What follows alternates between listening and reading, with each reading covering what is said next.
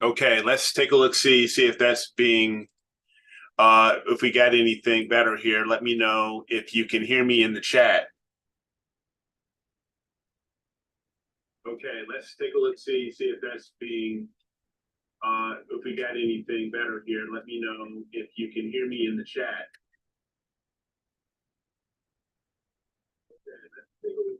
Let me see here.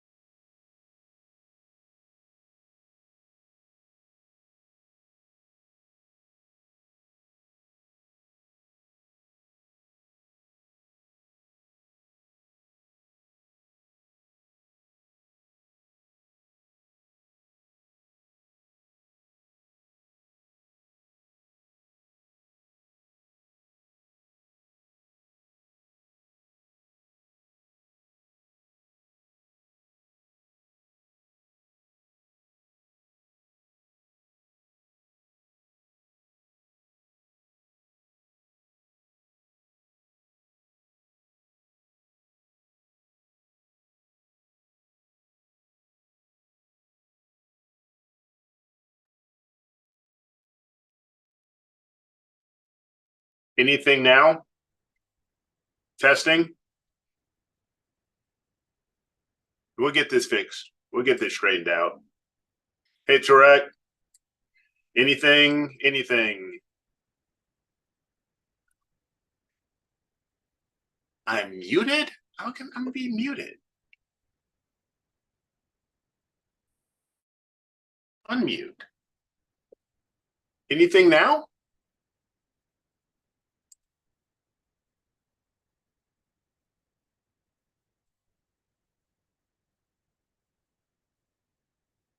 Okay, now I'm back. Okay, cool.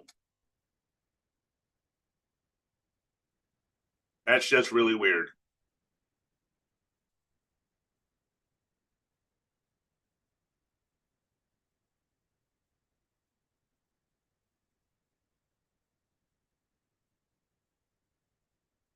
So let me set this, get my screen back up. All right, we're fine now. Okay, awesome, awesome, awesome. Very good. So yeah, like I was saying, so Dan's out dealing with Pepper. So hopefully he'll chime back in. No, go mute again. So let me clear a few things out here. And over here. So as I said, we're going to have image of the week. This is a final image of the week. So we have a couple of votes, a couple of participants for this image of the week. And it will be closing out in about just a little bit over an hour. We will have that there. And we will go ahead and see who will be our final image of the week entry for April, and then we will go ahead next week and I will plug those into the website. So don't forget to go to astroworldweb.com/IOTW. So today is Eric going solo day as Dan takes care of Pepper, and Dave, I think, may be watching, the Capitals, probably lose again. So who knows? I voted 9 times. Vote early, vote often. No, this isn't like Chicago, where you have people just voting out of, coming out of nowhere and voting, So don't forget, but hey, if you have not voted, get onto the Image of the Week website, go vote for those last 2.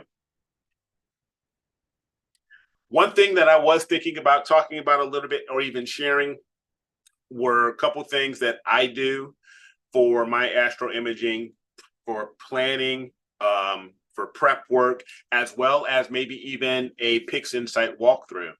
I did hear that Graxpert has come out with a couple of updates. As a matter of fact, I just did my updates within within PixInsight to the newest versions of Graxpert that with AI that also include a denoising edition, a denoising plugin. So that would be kind of cool and interesting for maybe we can tinker around and play with and see how that might compare to, say, Noise Exterminator, for example.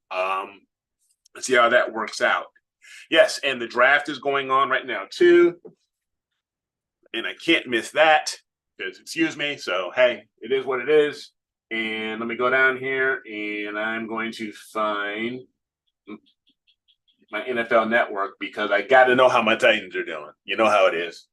Whoever, if you're Patriots fans, Bears fans, whatever, So got to know how my guys are doing. So, and who knows? They've probably already picked by now, knowing my dumb luck.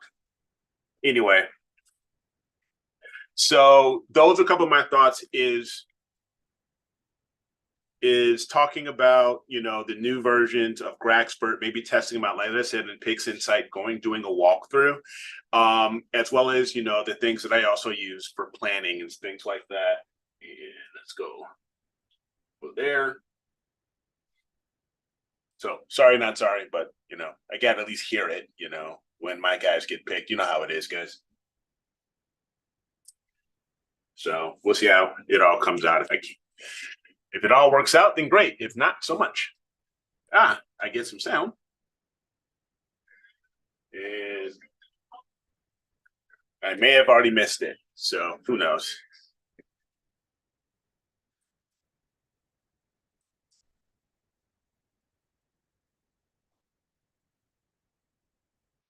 Yeah. Okay. So anyway, that's all I did. No, they did not get Marvin Harrison Jr. The Cardinals did. So he's going to Phoenix. He's going to be hanging out with Kyler Murray. So darn it, I missed my pick. So who knows? Oh well. I'll have to check it out later. Because now they're already on pick number 46 or 47.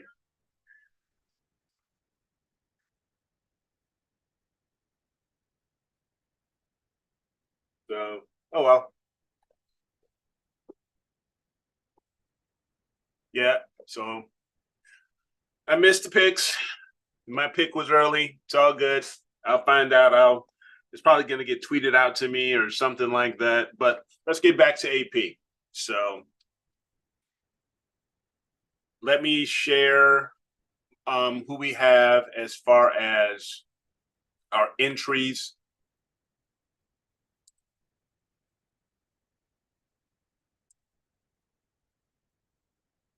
Let's go to here. Let's go to our main screen. Share image of the week. So don't forget, image of the week contest. astroworldweb.com/IOTW is the website.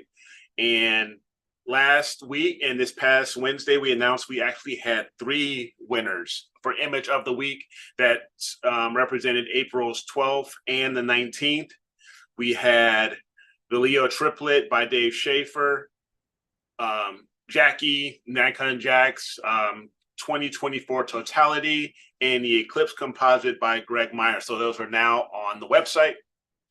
And we can go ahead and continue and keep voting for the current April 2020, the current April 26th vote, we have M3 by Chris Fredrickson. Nice globular cluster there. And we have a narrowband entry, the Rosette Nebula in Detail by Jason Pellegrini, Starlancer, with his AM 2600 mono. So those are out there right now. And see if there's any. Let me just take a quick look. So far we have 17 votes. So keep going. You still have a little bit of time. I want to say 15 minutes until that closes out. So go ahead and do that. Check the chat here. Yep, the Bears got a QB. Yep, first off, first off. So let me fire up Pix Insight here also. So I want to go ahead and get that ready. I want to hear from you guys in the chat. What have you guys been working on? How are things over in your areas? Love to hear that. And let me see here.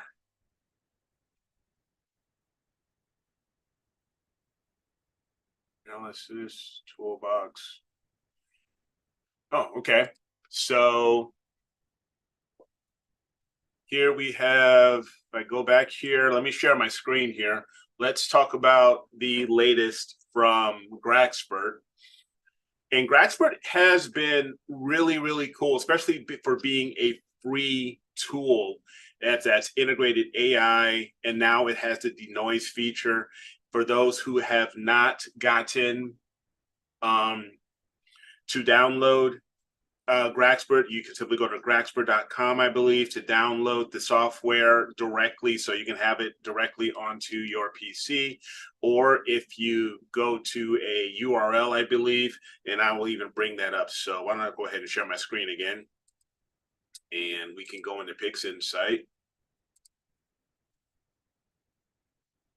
So under resources, and I want to say it is manage repositories.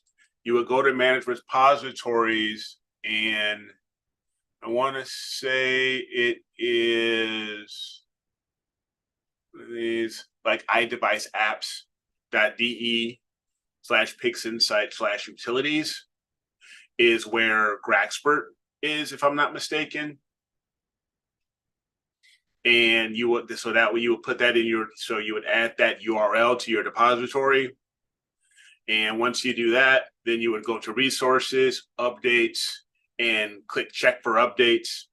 And then it will check for that update in the repository. Then you would go ahead and install that update, restart Pix Insight. And once you restart Pix Insight, then you can go to script. And I believe under toolbox, you have now Graxpert and Graxpert Denoise, which is, like I said, their noise reduction tool that is kind of supposed to be in somewhat of a competition of Noise Exterminator. So very curious to see how both of these will work out. And let me take a look, see here if there's something I need to do on these guys. Yeah, so I would probably need to set these up, invalid code signature. So I probably would need to point them up, set them up. So we'll probably go ahead and we will do a quick walkthrough as well within Pix Insight and try that out. Let me just check here and see what we have going on in with the chat.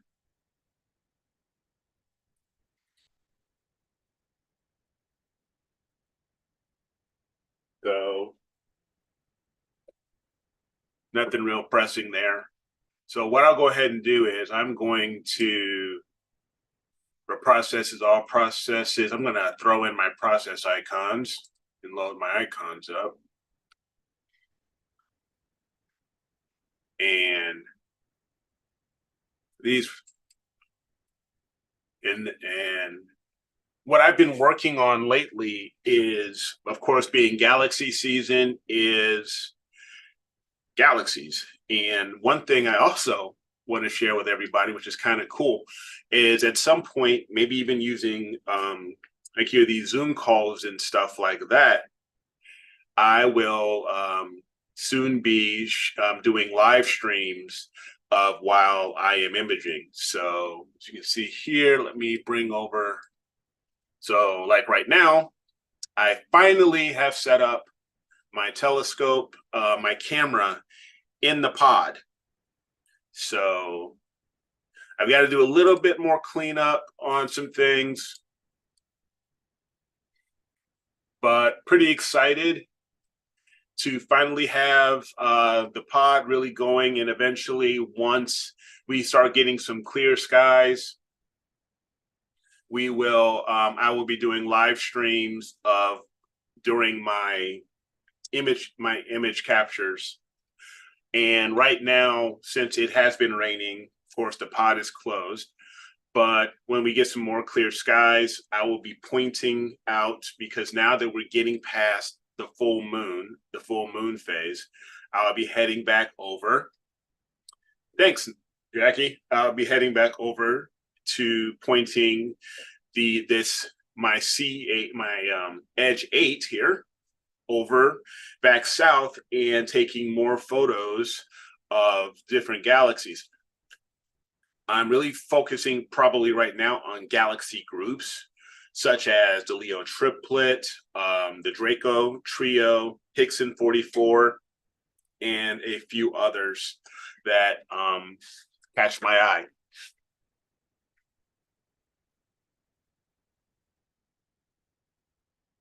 Thanks, Tom. It's coming along. It really is. Things are coming along. Just got to do a few minor things here and there. Of course, just if anyone's who interested, giving a little bit of a walkthrough. Briefly, here on the side here, you see this tripod. That is the and sitting on top of that tripod is the Pegasus Meteor Uranus for weather, so I can keep an eye on weather. Checking my border skies, things like that, checking for, cloud cover. Of course, here we have my Edge 8 sitting on my Ioptron SEM 60. I do use a declination weight to help with the balance. And sitting on up top of that, we have the Pegasus, not my Pegasus, but my Prima Luce Giotto 4 that's sitting on top of the aluminum dew shield here.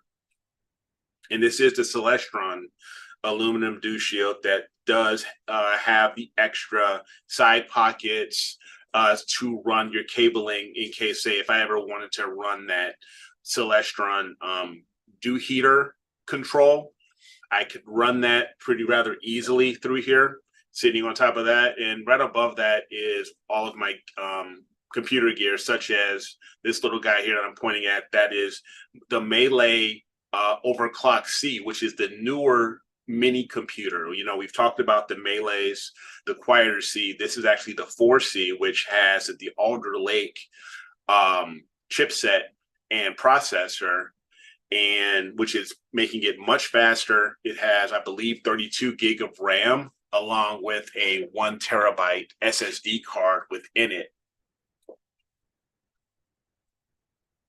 So if you guys have any questions about my setup, feel free to chime in and let me know what questions you may have on how, I'm doing things here.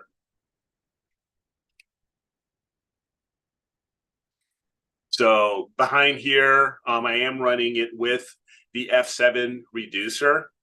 So I'm down to 105 millimeter back focus. Along with that is a Prima Luce Asato, the low profile 2 inches, 2-inch with the ZWO 8 by 1 1/4 filter wheel and the 533 Pro.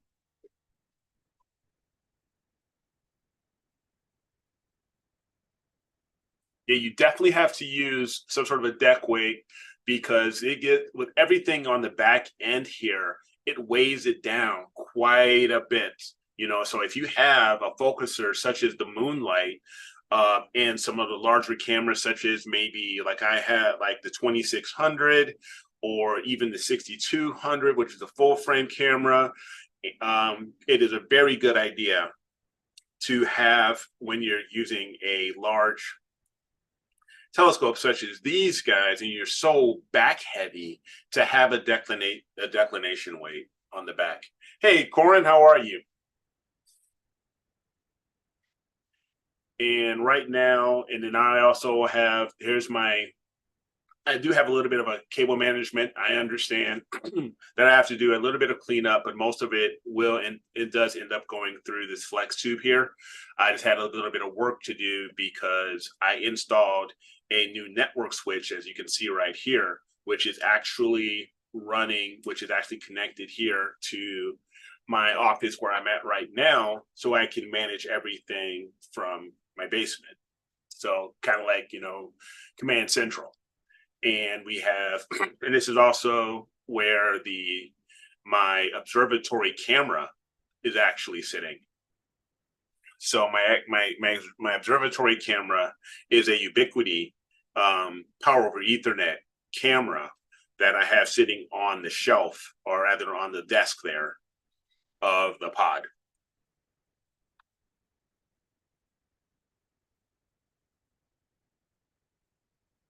So if you guys have any questions or anything like that, let me know. I will. I'm going to put them, Tom. Yeah, as you can see right now, there are some cables that are hanging. They were just from yesterday when I was putting in the switch and the camera. I have to put them all back into my flex tube here. So that'll all get cleaned up before, most likely before I get my imaging done. And also on the top here, this will all get nice and cleaned up. And the Asado, I take that off, or the Giotto rather, so its cables don't stay around. Eventually, I am going to get that like 600 mil dovetail that Prima Luce sells, and I may even get. Then I'll also probably get a smaller one, and I'll get some risers, and I'd like to see if I can put rings around the Schmidt, and then if I have some risers underneath in between the dovetail and the OTA, I can then move a few of, like, such as the Melee, move it underneath the OTA, and that will clean things up. Oh yeah. Hey, Sean, how are you, my man? I was gonna actually reach out to you. I didn't know what your schedule was, to see if you wanted to join me or anything like that. But what's a quick shout out for you, buddy? So I did get my shirt. So it is a very cool shirt. So want to send you a shout out, man, to let you know that I got you. They're at your back. So I'm showing some support for you, Sean. Definitely go to Sean has a if you want to message me, Sean, I think maybe even through Messenger, because I'm not sure if you can do it here, but if you can give it a shot, post your the link to your Amazon site with your t-shirts, and definitely support Sean. And this one, so it says Gen X, our music is better than yours. So gotta agree with that. So definitely. Absolutely there, my man. Absolutely. And don't forget also that thanks to Sean, we are giving I think it's a $200 gift certificate to the winner of the image of the year. For the Astroworld image of the year, we are giving, I believe it's a $200 gift certificate. Correct me if I'm wrong, Sean. At the end of the year, to the image of the year winner. So along with the image of the year trophy and all of that stuff. Thanks, Beatrice. It is coming along. 400, even better. So 400. I'm going to write that down. Remember that. That is going on to the image of the week website to let everybody know that thanks to Sean and his generosity and Dan's and Dan, we are giving you guys, whoever is our image of the year winner, will receive a $400 gift certificate to Astroworld telescopes to pick yourself up, you know, an extra piece of kit, extra piece of gear for your astro imaging rig. So let's start getting more and more of the of your images entered into the image of the week contest. So maybe you can be one of those that you can be the one that wins this really, really cool grand prize of $400 in a gift certificate from Astroworld telescopes. So absolutely. Norm, yeah, you got to get it out there. Yes, $400 US. So you guys get started. You know who I'm talking to. You guys who are like Tom, Chris, so many others, Jackie, everybody. If you are interested in trying to win this $400 gift certificate to Astroworld Telescope, definitely start getting more of your friends involved. Let them know that, hey, you want to try to win this gift certificate, but also to anyone who's new to the show or just not so sure if their image may be good enough. You never know unless you try. Get your images entered into our image of the week contest, and you may be able to move forward to our image of the month contest. And if you win that, then you can be one of the 12 lucky imagers to compete, whose image will compete for the image of the year. Corin, thanks, man. It's coming along. My biggest thing, I'll tell you, the biggest thing for me right now is just double checking the placement of the dome of the observatory. It has to be offset more to the south, because of course that's where we say everything is in the south. But we're having some trouble, you know, with me. I can't really see where my observatory is placed, and I've shown like an overview, a Google spot of where I live, that I have a tree that faces directly east of where the observatory is. So I can't really see anything east. It has to break through and get towards the southeast for me in order to start imaging that, which is okay, but it's kind of a bummer. But in reality, it's probably going to be okay because basically it's going to be rising. It won't have made it to my ideal altitude, which is anything maybe at 30 degrees or higher. 30 degrees or better is where I can really ideally get over, you know, the atmospheric hump and start imaging. So it's probably not so bad anyway. So I'm probably worried over nothing.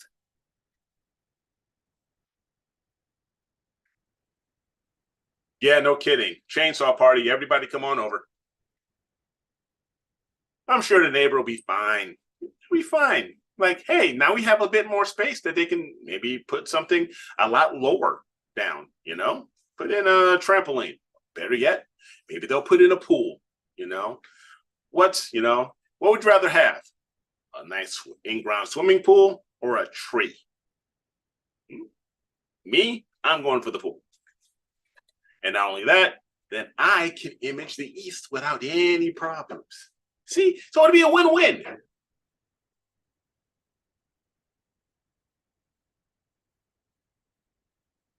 Corin, Eric, I have a 3-story tree in my southern backyard. Now that sucks. That you have to deal with a tree that's facing south of your place. I mean, like I said, for me to the east, that's when everything is really starting to rise. So it's just getting past the horizon and everything. And it hasn't reached my ideal spot of, like I said, of above 30 degrees, or higher. So for me, maybe the tree might be able to survive. But having things to your south, man, Corin, that sucks, dude. I can't, It's time for you to start rethinking about having a chainsaw party at your place.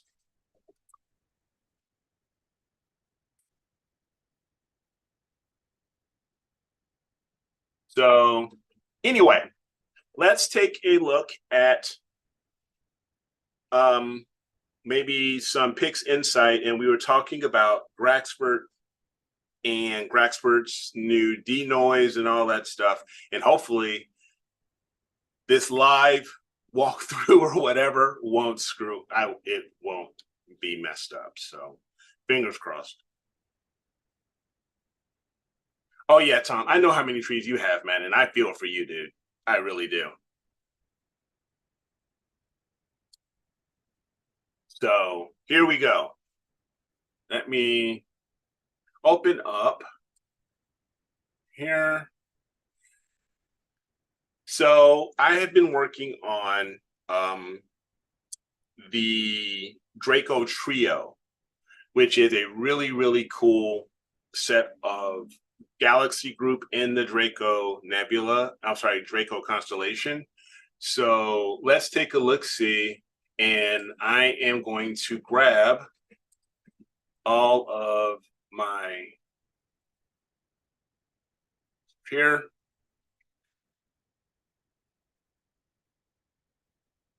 And matter of fact, I am also going to do this and move this over to here.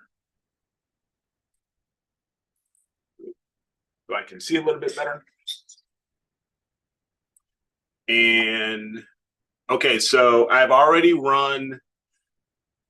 done my ran this through WBPP. Everything is set. So we're going to go through what I hope is a decent walkthrough of basically my process of Pix Insight. And thank goodness Sean is here because because Sean can, maybe throw a few things at me if I screw this up. So we're going to get rid of a couple of these older ones. There's the integration there for luminance. There's red. There's green. There's blue. So now I'll go ahead and rename these guys. So right click into identifier, blue.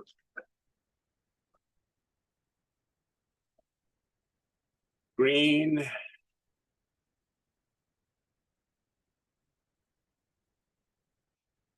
Red. And luminance. Luminance. Okay. And we'll bring up screen transfer function and hit the and here we are. There is my luminance of the Draco Trio.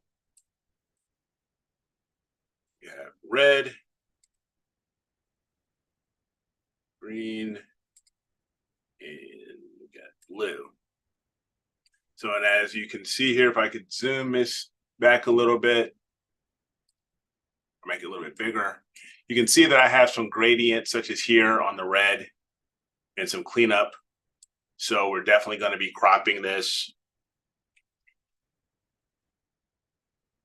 So that's going to be the first thing we'll do. We'll do a crop.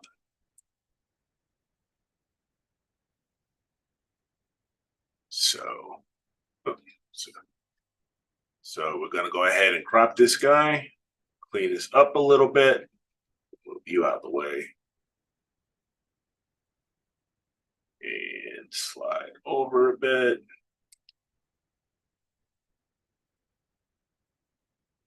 Okay. And let's go ahead and do that. Blue. Yes, I know. You're going to get an error. You're going to get an error about the astrometric solution. When you're doing this, just go ahead and proceed, say yes.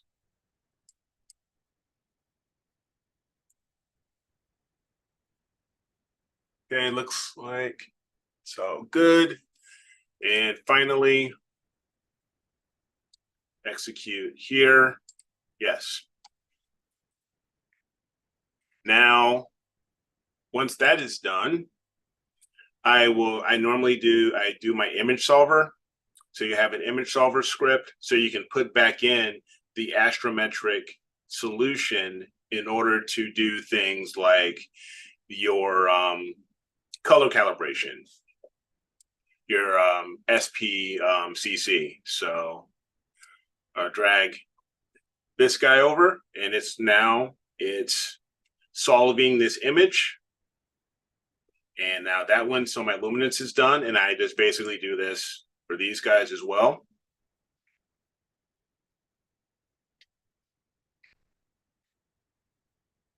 And all this stuff is already in the header, so I'm basically putting back information that was already in the fits header.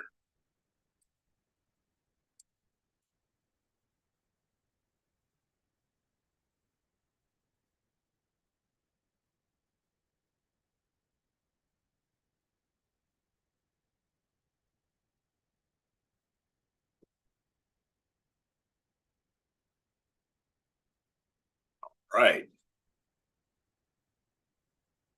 Now the next thing that I would do is gradient correction, or I would do Graxpert. For this, I'm going to try the new Graxpert. So I'll go here to script and toolbox and Graxpert, and there.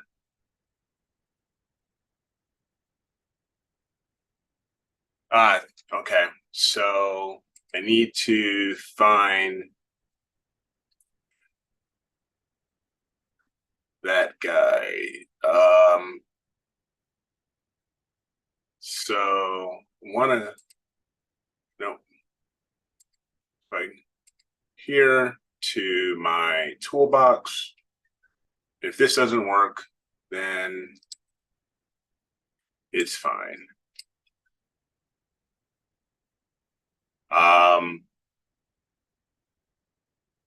Source code.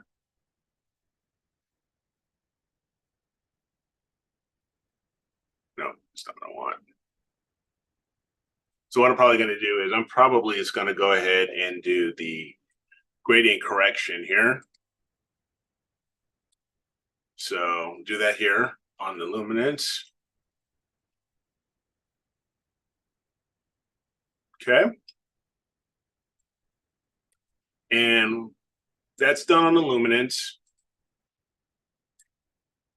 Now, I don't know about some of you, if you do gradient corrections on each individual file, or if you do a combination. So, but for me, I actually go and I do a gradient correction on each file.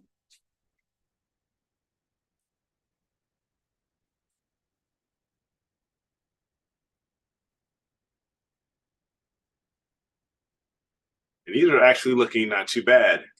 Gradients are being cleared out pretty darn good. Okay, so now that that is all done, then many times I will take a look. I will do a linear fit, and to get all four of my channels set the same as far as their histogram. So I will do a histogram, just a quick look, opening up histogram transformation and looking at each, just so I can see how they look on the histogram. See if to see if there's any issues with clipping or anything like that, and also line everything up. So that one doesn't look too bad. Blue,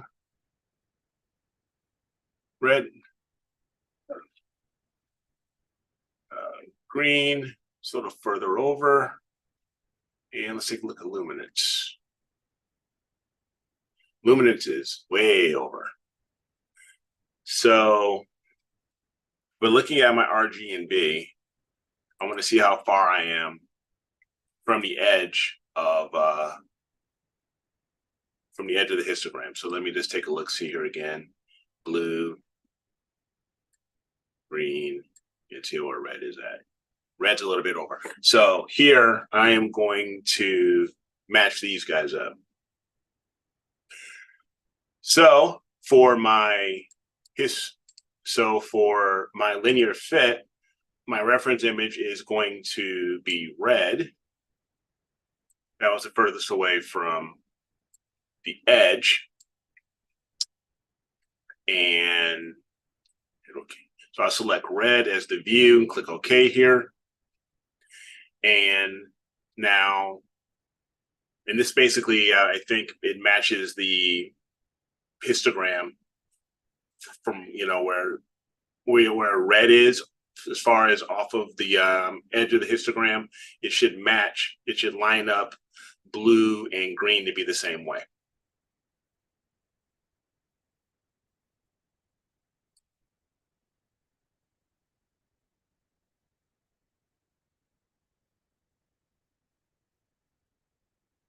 And then I'm going to go ahead and stretch that again. And there's that. And green, I'll do the same over on this guy. Yeah, I mean, definitely if you guys, or if Sean, if you want to hop on to the chat, I can send you for sure the Zoom meeting. So that is not a problem if that's something you'd like to do and hop into the call.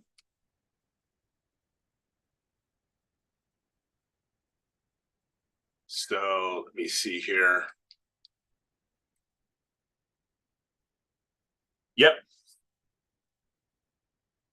So I am going to send you the link here, Sean. So just bear with me, folks, while I do this.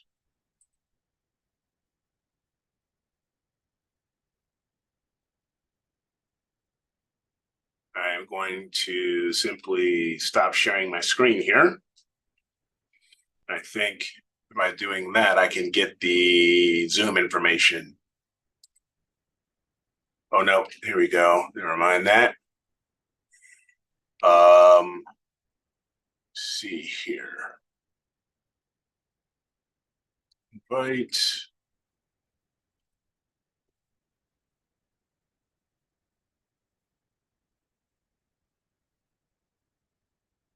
Okay, so just a sec here.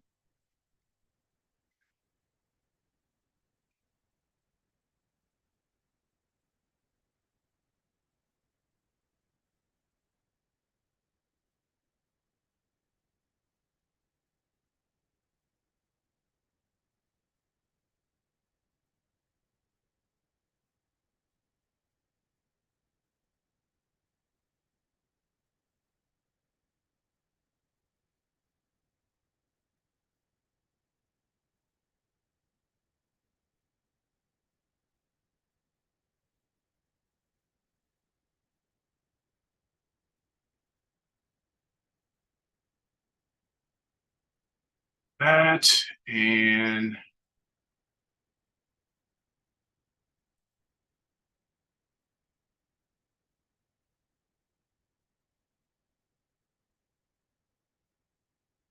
do one more thing.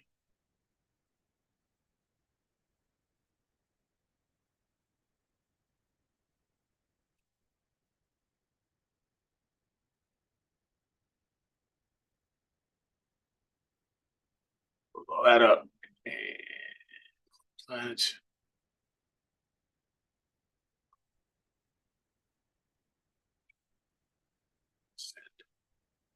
Okay, Sean, should be on its way to you shortly.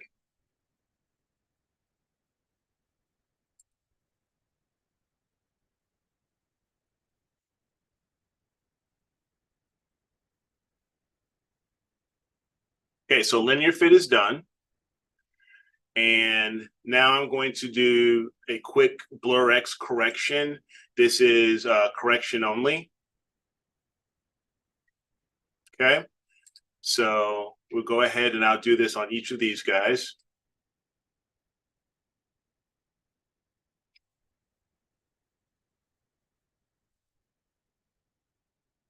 Go ahead and I'll do this.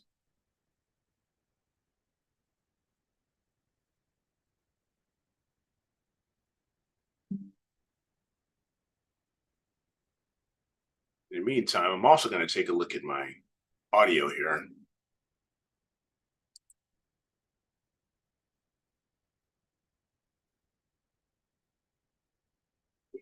also going to take a look at my audio here.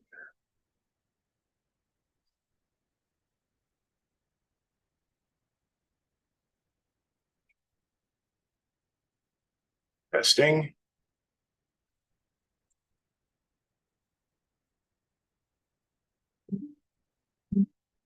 Hello. Okay, I think I got that fixed. Testing. No, no, not so much. I've got a bit of a background echo. Hello. Okay, I think I got that fixed. All right. So I'm going to go ahead and continue on with the correction. A bit of a background echo. Okay, I think I got that fixed. All right. So I'm going to go ahead and continue on with the correction. A bit of a background echo. You know what? I think I know what it is. Okay. There it is.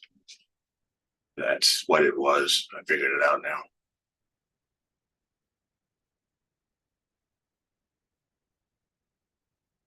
Okay, getting back to this guy. Yeah, there was an echo. I figured it was the YouTube stream itself.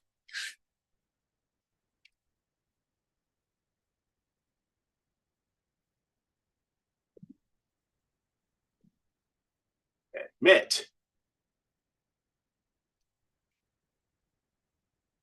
Hey, Sean.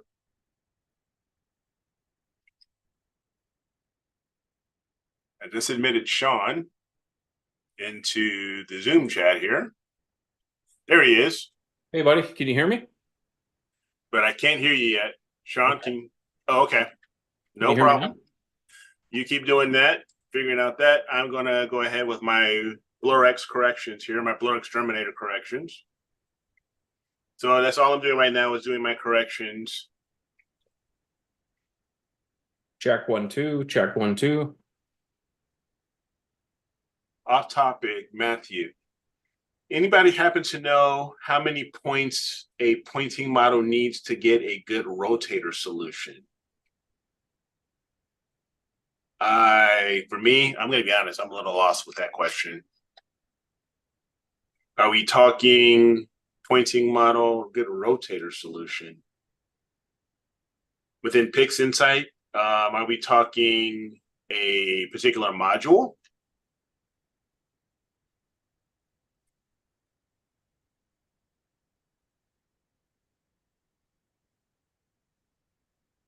Okay, so red is done. Okay, sweet. Can you hear me now? Make sure I've got them all done here. Exterminator done on there. Nope. So now I just need to do it on my luminance.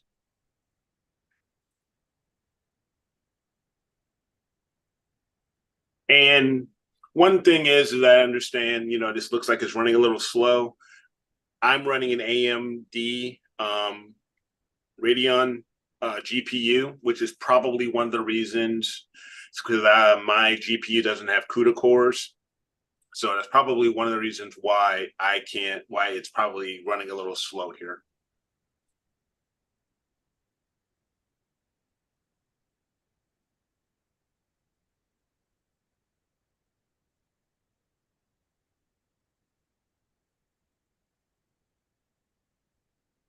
How about now? Nothing? Matthew, my telescope is 500 pounds. Check 1 2, check 1 2.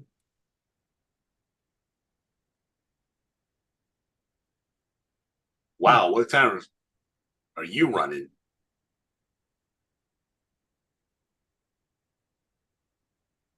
Hmm.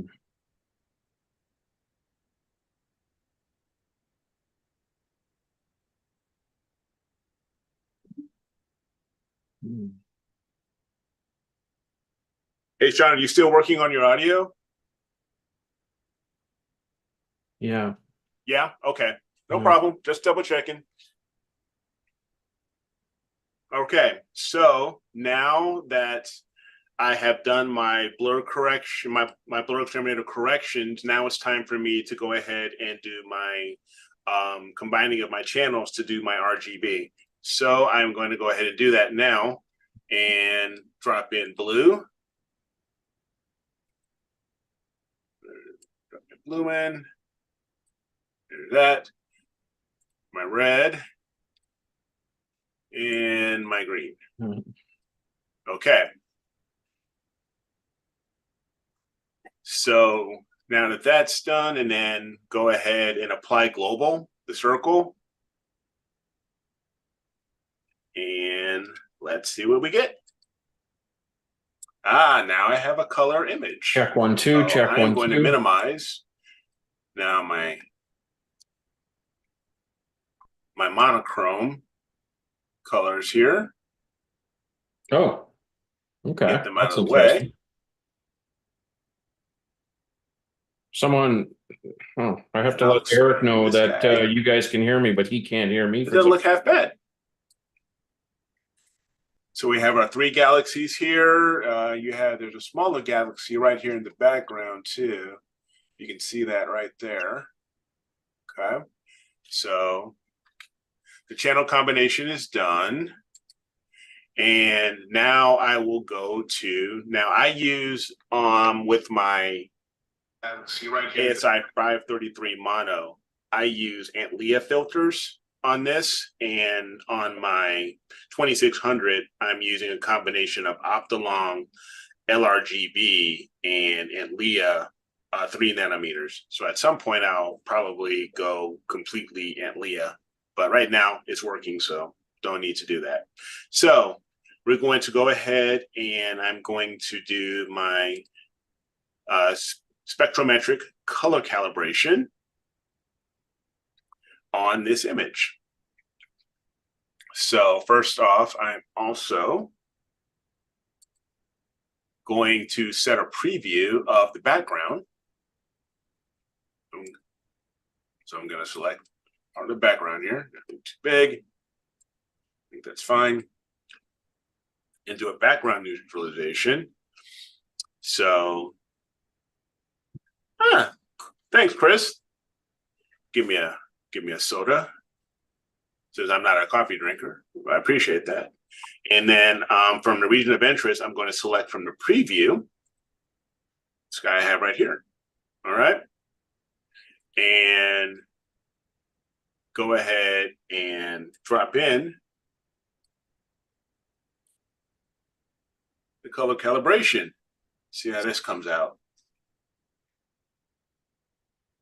Okay, all done. We can close this guy out. Yeah, I do. I did get a lot of And sun. now it's done. I haven't It's been to the color Caribbean. calibration. I will go ahead and remove this preview. So there we have this. And next we will have, I will go ahead and I will do my blur exterminator on both images. Yeah, Sean is still working on his audio, so I'm sure he'll be offset soon. The audio is fine. You're not hearing me for some reason. For some reason I still can't hear you, Sean. Let me see something here. It could be on my end. It is. Let me take a look here.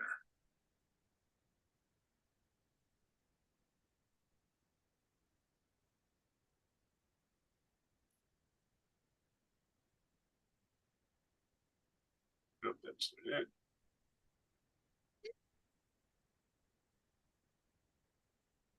Yeah, everyone in the chat can hear me. I can hear you, Eric, Huh. but you can't hear me. And let me go here to my audio.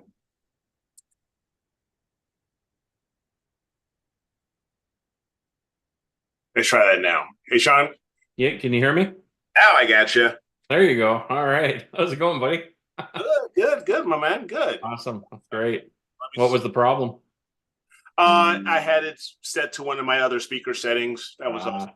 Okay. All right. Fair enough. Yeah. No, I double checked my end and it was all working right. So everyone in the chat could hear me. So figured it Good. had to be on your end, but no problems. So where are you at? Where are you at with this? Because I was distracted there for a while. All right. So right now I've just finished up the color calibration and now I'm doing a blur exterminator. Okay. I just did it on the luminance. Yep. Oh, yep. Now I'm going to do it on my LRG on my RGB side here. Okay. So we're running that. Did you do BXT before you did the color calibration as well? Have you Yes, done I did the correct only. the correct only? Okay, great, good. Yeah. Yeah. See, I'm following some of the instructions and stuff that you do. So Yeah. nice. Hey, Chris, thank you so much, man. That helps us out a lot. Believe me, so truly appreciate that. That's very kind of you.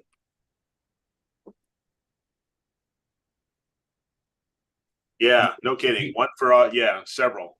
Do you have the NVIDIA hack installed there for your blur exterminator and stuff like that? Actually, I have an AMD card, so I don't have the. Oh, so you can't do it. No, so I can't. Right. Okay. Yeah, I got you. Okay, no problems. Yeah, Okay, so looks like we have blur exterminator done for both. Mm-hmm. So that's all done.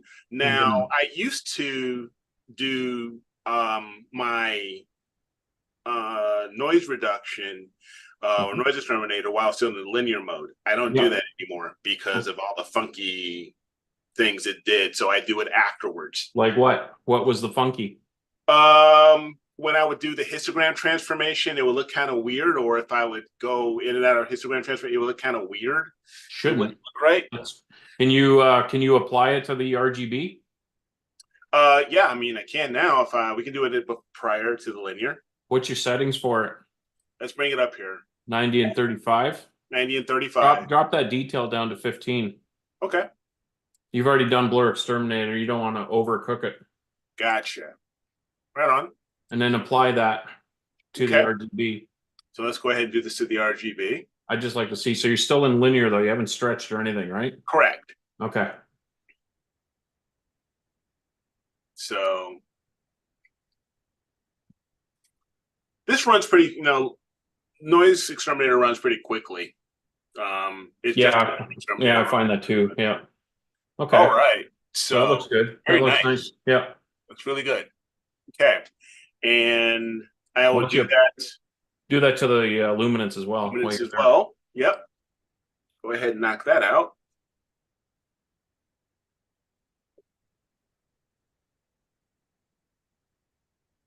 Now, I still haven't personally locked in my head around general hyperbolic stretch, so I use histogram. Yeah, you know what? There's it's a lot to do about nothing, really, in my opinion. Yeah, it's very it's a complicated and tedious way to stretch. You can achieve the exact same results using the histogram transformation tool. Yeah, and I'm more comfortable with histogram transformation. Yeah, and there's nothing wrong with that. Yeah. So turn off your stretch on your so here I'm going to go to no view selected. And what I normally do is here on my RGB is I will drag this over. Ah, okay. That could be where you're introducing the funky, but let it go. Let's see what happens. We can always reverse. And then from here, let me turn on this guy. I'll turn off screen transformation. And then I'll apply this. And now let's have a look. So now it's in its non-linear. Okay. And let me go to my image here. Yeah, it looks fine. Yeah. So let me I'm reset. not sure what the funky is that you were getting, but Yeah. that looks okay. So So I would normally do a manual stretch rather than the way that you did it, but there's nothing wrong with the way you did it. Just okay. everyone's got their own little way of approaching things. So Sure. So this doesn't look too bad. yeah, a little bit of color modeling there. Color modeling. Yeah, and you can see that. Why don't you go back, Okay. close that real-time preview, Yep. close And that, and go reverse back on the image. yep. So One I'll second. undo the So now histogram. it's yeah. So now what I want you to do is reset the histogram transformation tool, Yep. and make sure you're on the proper image. To hit the check mark. Just hit the check mark beside the reset. Yeah, there you go. Cool. Hit the real-time preview. Yep. Okay, and then what I want you to do is just drag the gray point, the middle node, Mhm. yeah, drag that over just to the foot there. You can zoom in on it if you need to. You Yep. might need to zoom in.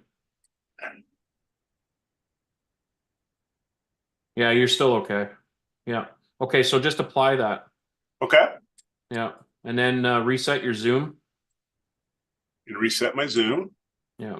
Okay. And then yeah, drag your black point over to the foot. Yeah. Yep. Got right And there. then bring your midpoint up. But don't overdo it. You don't Yep. need to overdo it because you can Yep. always isolate the galaxies and bring them up. Sure. So there we go there. Click the And reset I'll on that. reset that. Yeah. Go back to the foot. Here you go. Just remember, don't overdo it. Less is Yeah. right.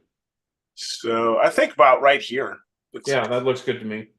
yeah, Once you add in your luminance, it's going to make things pop even more, right? So, sure. All right. So there we go. okay, All done that's there. great. So why don't you stretch your luminance as well while you're in the stretching mode here? Yep. So now we'll open this guy back Actually, up. sorry, Reset. you know what? You know what? We missed a step. We actually missed a step. Okay. Yeah, we should have removed the stars first. So Ah, let's go we back, remove the on the stars luminance or on the on the RGB? RGB as well. On the RGB Ah, as well. So go back. yeah. So here I'll just simply go back. Just go to your history. Yeah, yeah, that's right. Yeah, it'll be easier. Image 9 for your history. Yep. And There, and just go back to noise exterminator. Yep. yep, Okay. Run the star exterminator yep. So on let's that. go back here. That's what happens. Yeah, just ignore that. That's Okay. okay. And what we want to do is we want to create a star image, and I unscreen. Don't unscreen. If you're in linear mode Uh-huh. for your image, there's no need to use the unscreen stars. Okay. That's reserved if you've already stretched the image. If you've already stretched, good to Yeah. know. All right, right on. So we'll go ahead and this guy.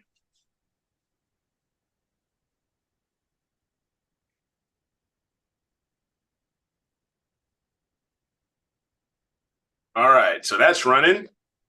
Okay. Cool. Yeah, And some of the people that are watching are just talking that they do use the GHS for stretching and stuff. And yeah, absolutely. Whatever you're comfortable with and whatever works best for you is always absolutely. the best approach. I just find that I can achieve similar results using the histogram transformation tool and some masking and whatnot as needed. Gotcha. Yeah, I agree. Tom is asking a question here. It's for you, Sean. What background value do you go for with the luminance image? That's interesting. For me personally, I actually don't adhere to a specific value. Because every data set is different. So I find that basically I'm eyeing the situation and just trying to find what would be the best fit for the background when I'm looking at stretching the luminance end of it. Interesting. Yeah, I've Wow. never really adhered to any specific values. I don't like to apply general values to everything because depending on the data set and the quality and whatnot, it can all change, right? So Yeah. sometimes you got to experiment a little bit with it. Reset your RGB. Just turn off the auto stretch on it. Okay. Yeah, turn it right off and then give it a stretch now. Yeah, no, but I mean like actually stretch the image. So open up your Oh, grand transformation gotcha. tool. Go back. Yep, go to histogram. Gotcha, gotcha. Okay. And let me do this guy here.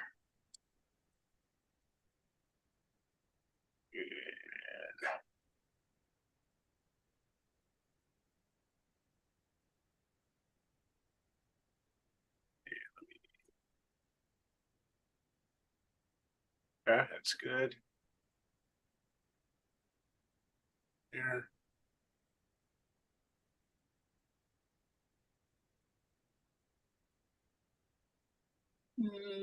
Start there. And I'll reset. See how that looks. And reset this guy. Go back here. Give it a little more. Yes. Oh yeah, Beatrice is talking about Easy Suite. After Yeah. Pixen's update, she lost it. But they've abandoned Dark Archon there. I can't remember his actual name. It eludes me right now, but he abandoned that project. So really, you shouldn't be using Easy Suite at this point. Gotcha. Yeah, I haven't. Yeah. Matter of fact, I think I still have it in my repository. Yeah, I've still got it in mine actually too. I Yeah. should really remove it, but yeah, you know what? With the advancements that has occurred with Pixelsite itself and also the add-ons that we now have, Yep. it far exceeds what the capabilities of Easy Suite. At the time, Easy Suite was great. Don't It's get me great. wrong. Yeah, it was fantastic, but it's outdated now, Yep. so I wouldn't be using it. Yeah. So I've stretched out here. Okay, you stretch To, the image. All right. yep. Now should I'm gonna go ahead and I believe I've gonna do the same here. I would say that you probably stretch the background a little too much on that RGB. If I'm looking Oh, at it, really? yeah, Yeah, like it's got I'm some not green sure in how it. you're seeing it, but I'm seeing it a little too stretched. Um, you might want to take that back a Yeah, step or let me two. take that back. You can always isolate the galaxies. Yeah, that would be better. That's better Yeah, there. Yeah, yep, yeah. You can always isolate the galaxies and bring them up if we need to. right. So do the same to your luminance then. Did you do a noise reduction on the luminance yet or no? No, I don't Can you think I can you have. check the history? Yep, I'm going to do that right now. No, no, I did. Let me go Okay, back. just bring it up. Yeah, there you go. Okay, great. Right. So now remove the stars from that image too. Yep. So we'll go ahead and close this guy, and we'll go to Star Yeah. X. And you don't have to save them. Yeah, this one we're going to just strip them No, completely just out. strip them right out. Yeah. I Yeah, mean, you can always merge the luminance stars with the RGB, but not entirely necessary. yeah. Realistically, you want to sort of minimize the stars a little bit anyway, so the So focus yeah, should be on the galaxies in this case. absolutely. So yeah, just Now, strip them with right out. something like, let me ask you this: with something like a Galaxy Trio like this, would you Mhm. use, say, the game script and for each of the galaxies, or would you do like just a range mask? Or I would create a mask for it, but I would do it using the ACDNR tool, the mask linear mask within there. That's what okay, I would use to create it, and then you can work on the galaxies independently while sure, protecting the background. okay. You So, could do it. You could use the game script. That's not to say you can't. mhm, Uh, it's just I think it's more effective if you use the ACDNR tool to create your linear mask for the galaxies. It isolates them a little better. okay. So now that we have done our Okay, so we've star, got everything taken care of there. What I would do okay, is the one thing we haven't done is we haven't stretched it. yeah The luminance we haven't the stretched it. luminance. Yeah, you stretch the RGB though, right? Yeah, but I had to stretch Yeah, the RGB. stretch So, the luminance too. yep. So let's go ahead and let's reset Turn here. off your auto stretch on it and Yeah, and kill the auto stretch and luminance here. And I'm gonna go ahead that up. Reset.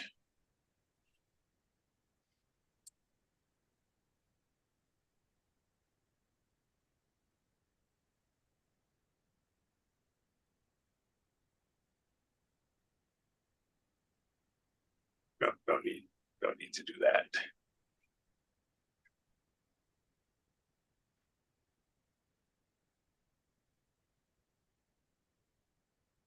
It's not too bad there. Yeah, maybe a little, maybe the background's a little bright. You want to bring that black point down a little bit. Okay. There you go. Yeah. You're talking. Okay, just set the just leave the luminance for now. Okay. You got a stretch on it, so let's just leave it for now. Right on. Cool. We'll worry about that after. Yep. Okay, so what I would do Mhm. what I would do next is after you stretch the RGB is I would apply another noise exterminator to it. And Okay. that's gonna tighten up the histogram a little bit and allow us to stretch it a little more. Do we do that on both the stars and No, just galaxies? just the RGB. Okay. So noise exterminator nonlinear.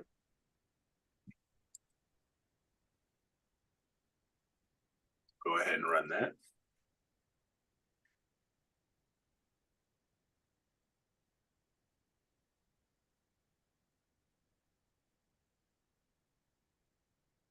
Okay, done. Yeah, that's actually a good point that Tom is making too about Bill Blanchard stretch. You can use that in place of. I've used a few of Bill's scripts. I haven't done a You gotta stretch. you gotta be careful with them because they're like I go back to that every data is different. Yep. So it can react differently. Those set parameters can Yep. react differently depending on the data that you're using. So it's a trial and error situation. So sometimes I can get away with using Bill Blanchard's stretches on the images. Makes it quicker, speeds Yep. it up. It's similar to what the easy processing suite would be doing with regards to Beatrice there, not being able to access it anymore.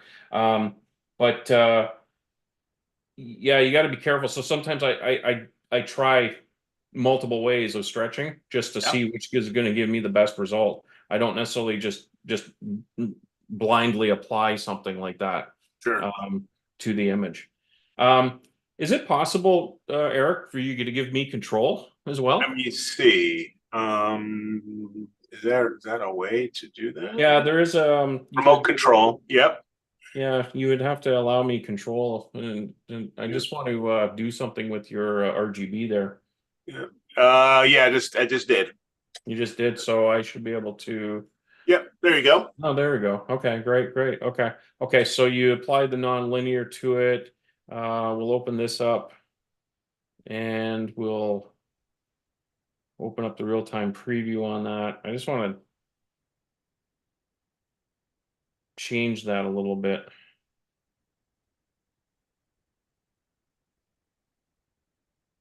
Okay. Okay. All right. So we got the RGB. We've Yep. got luminance. Yep. What I would do at this point is I would definitely apply some of the SCNR to the Yep. RGB just to remove any green Any cast that green? might exist. Okay. So we'll go to If you want to do SCNR. that, yeah. You don't necessarily have to do, again, you have to experiment. You can try full on one. You might find a little less, might work a little better too, but try full on. Yeah. Just to see how it works. Seems to work okay. Yeah. Didn't have any adverse effects. Sometimes you can take too much green out. Green is kind of essential to the image to a great degree as well. So you have to be careful with it, but that seems to be okay. I wouldn't have any issues with that. Okay. So what I would do next is I would work on the RGB image a little further with some masking. Okay. So I would go up to, yeah, just minimize that. What I would do is go up to the no, what I would do is this first. If you just let me Yeah. I'll do it real quick. Where is it's right here. what I would do is extract the luminance from, or the lightness from the RGB. Okay. And use the ACDNR tool to make a mask for it. We don't need this here. We just want the lightness mask component.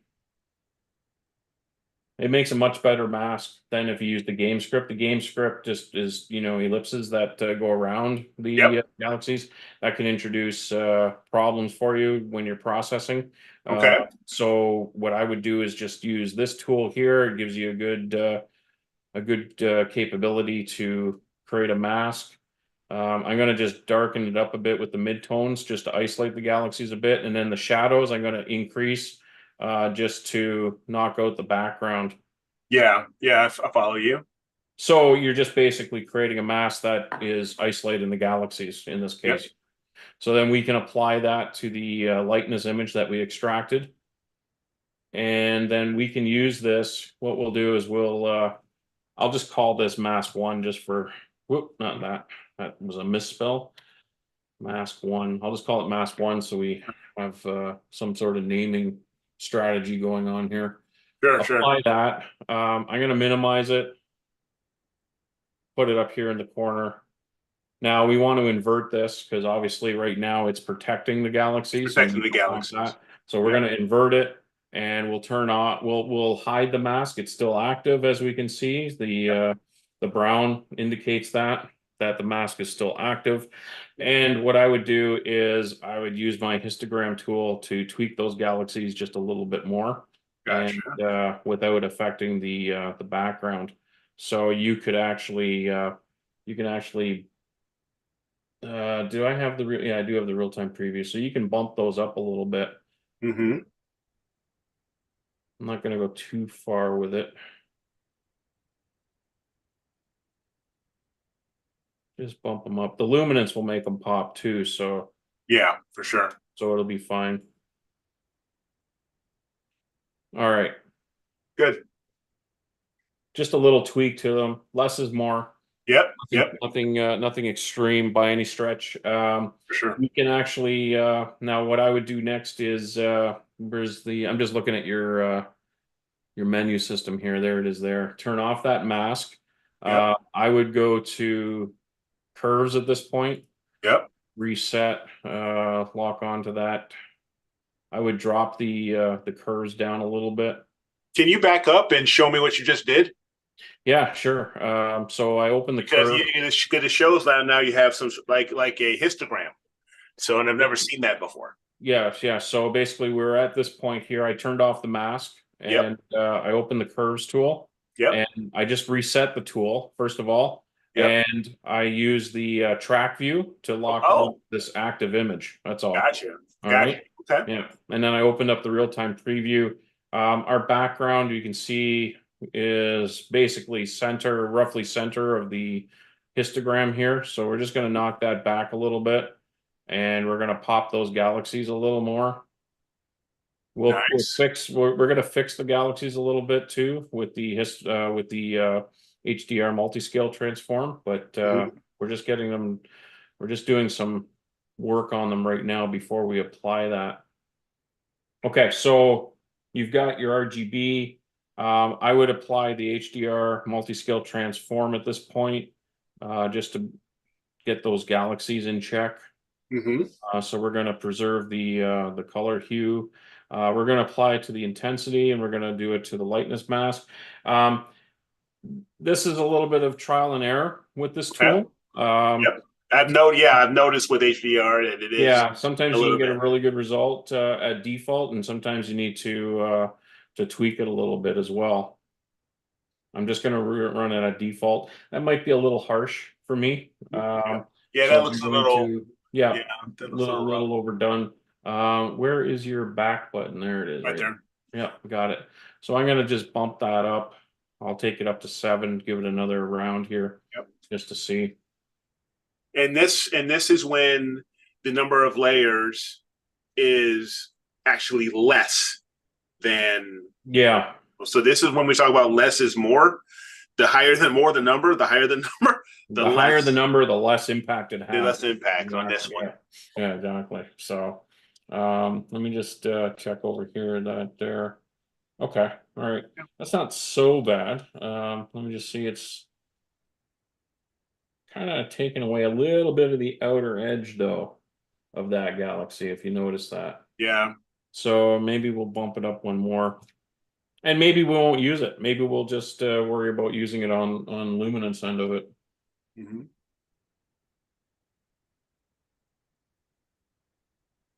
So that's yeah, I would actually not use it in this case on the RGB based on your data. Sure, I'm not liking the result that it's giving. So we're going to focus on the luminance for creating the balance to it. sure. Okay, so what I would do, one other thing I would do with this is I would give it a little bit of color saturation Mm-hmm. to the galaxy. So we're going to Yep. apply that mask again. Um, I'm just going to put this mask on On. Yep. and let's just show it, invert it. And then you can go to your curves tool. Now I kind of like the chrominance tool myself for doing saturation over the saturation tool itself. I find it Any particular? Yeah, I was going to ask any particular reason why. I find it doesn't overdo it as much as the saturation tool does. The if you use the chrominance tool, it's a little more subtle when Okay. you're putting in the color to it. Sure. Now, how many hours of data is this, Eric? On each, I want to say it's maybe 8 Okay. per filter. And you shot this through what scope? My Edge 8 Your with Edge my 8? Okay. 533. Yeah. Okay.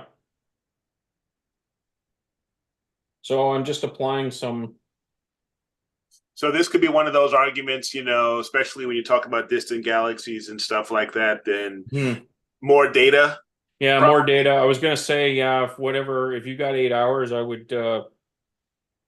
with what you're shooting, with the scope and stuff in this type of situation, I would shoot 10 to 20 hours Sure. of data. Sure. Yeah. If you're under 10 hours, you're kind of having to push things a little bit, which Gotcha. I do not want to do. But we'll see how it goes here. Yeah. I'm just applying some saturation to the galaxies just Yep. to now that one over there might have gotten a little too much saturation. So Yeah. This let one me there. just have a look, see. Yeah. So maybe we want to back it off then. We'll just back it up one there. Okay.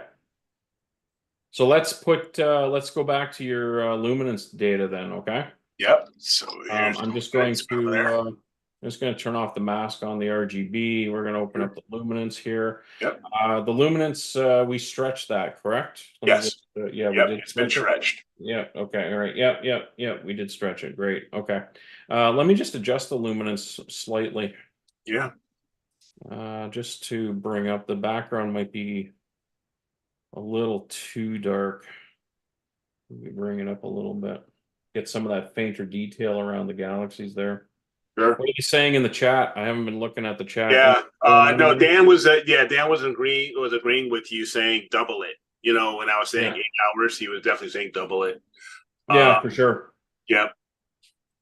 Yeah, the more data you can get, go long. Whatever you're Always. doing, yeah, just the more you can get, the better it's going to be. It's going to help bring out the colors in the galaxy, and it's also going to help with your noise too, Sure. in the image and Sure. any modeling and stuff like that that might start showing. So yeah, definitely keep that data coming in as much as you can tolerate. Staying on a particular target. I Yeah. find Yeah. I find I don't have patience necessarily to stay on I a tend to target. be the same. I tend to be Yeah. the same. I mean, I have done it, but I have very little patience to keep going.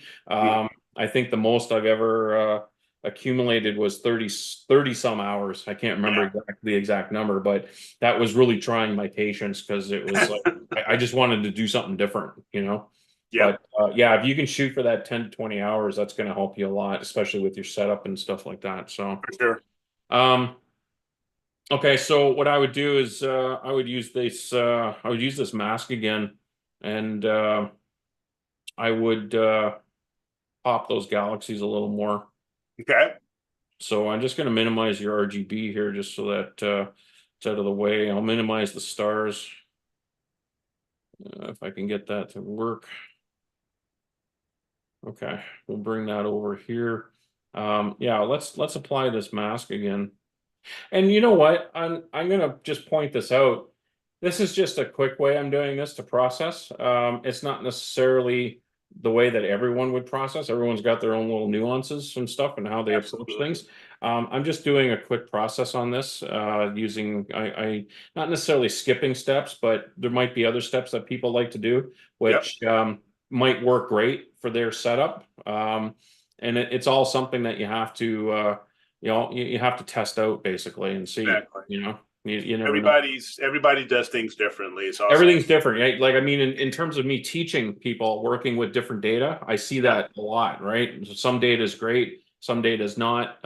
I can apply certain steps in processing to some data where I can't just apply that to the other person's data because it doesn't work. Right. So I have to customize things a little bit, and that's what you're going to have to do when you're working with PixInsight. And there's a basic workflow that you can follow, Mhm. but you'd probably want to start looking at deviating a little bit depending on the data set that you're dealing with and whatnot. So Gotcha. Now, yeah. let me ask this. When you're Hmm. doing your acquisitions, Hmm. do you do the same exposure time for all of your filters when you're doing LRGB? Or do you go shorter, say, on your colors than you would on your luminance? No, I do all the same. I run it all the same. So in my situation, I'm shooting with an 8-inch reflector, Mhm. and it's running at f3, Yeah, and you're pretty fast. it's fast. It's not necessarily a huge field of view, but it's a wider field of view, but it's fast. And I actually only do 1 minute subs, but I take a lot of them. You take a lot So of them. yeah, like I'll take a lot of 1 minute subs to Yeah. build up that data and try to get into that 10 to 20 hour range with it. Okay. That seems to work well for me Okay. based at f3. Yeah. So yeah, no, I don't deviate in terms of the exposure. Everything's the same. I don't take longer exposures for luminance or shorter exposures for the color or anything like that. I just keep it all the same. Gotcha. Yeah, I know some. I've noticed on Astrobin, when I'm looking at different images for different, different targets, but I tend to see it's either they match or they're going shorter on their RGB versus their luminance. So I was just curious how Yeah, I mean, it depends again what you're shooting and stuff, what you're trying to achieve. If you're doing narrowband and you just want color stars, you can go shorter on your color data. You know what I right. mean? Yeah, Yep. it's not as crucial. Like you get away with 30 minutes each channel, Yeah. and you could shoot short subs Yeah. for capturing that data. It wouldn't matter, right? Yeah. So, Nope. all right, so let's go to the HDR multi-scale transform tool here. Yeah. And now we're just going to apply to the intensity. We'll use a lightness mask and just give it a shot here and see See how it what goes. kind of result it has Oh, on a like a little bit of punch there. I like the little bit little of bit. 3D-ish punch.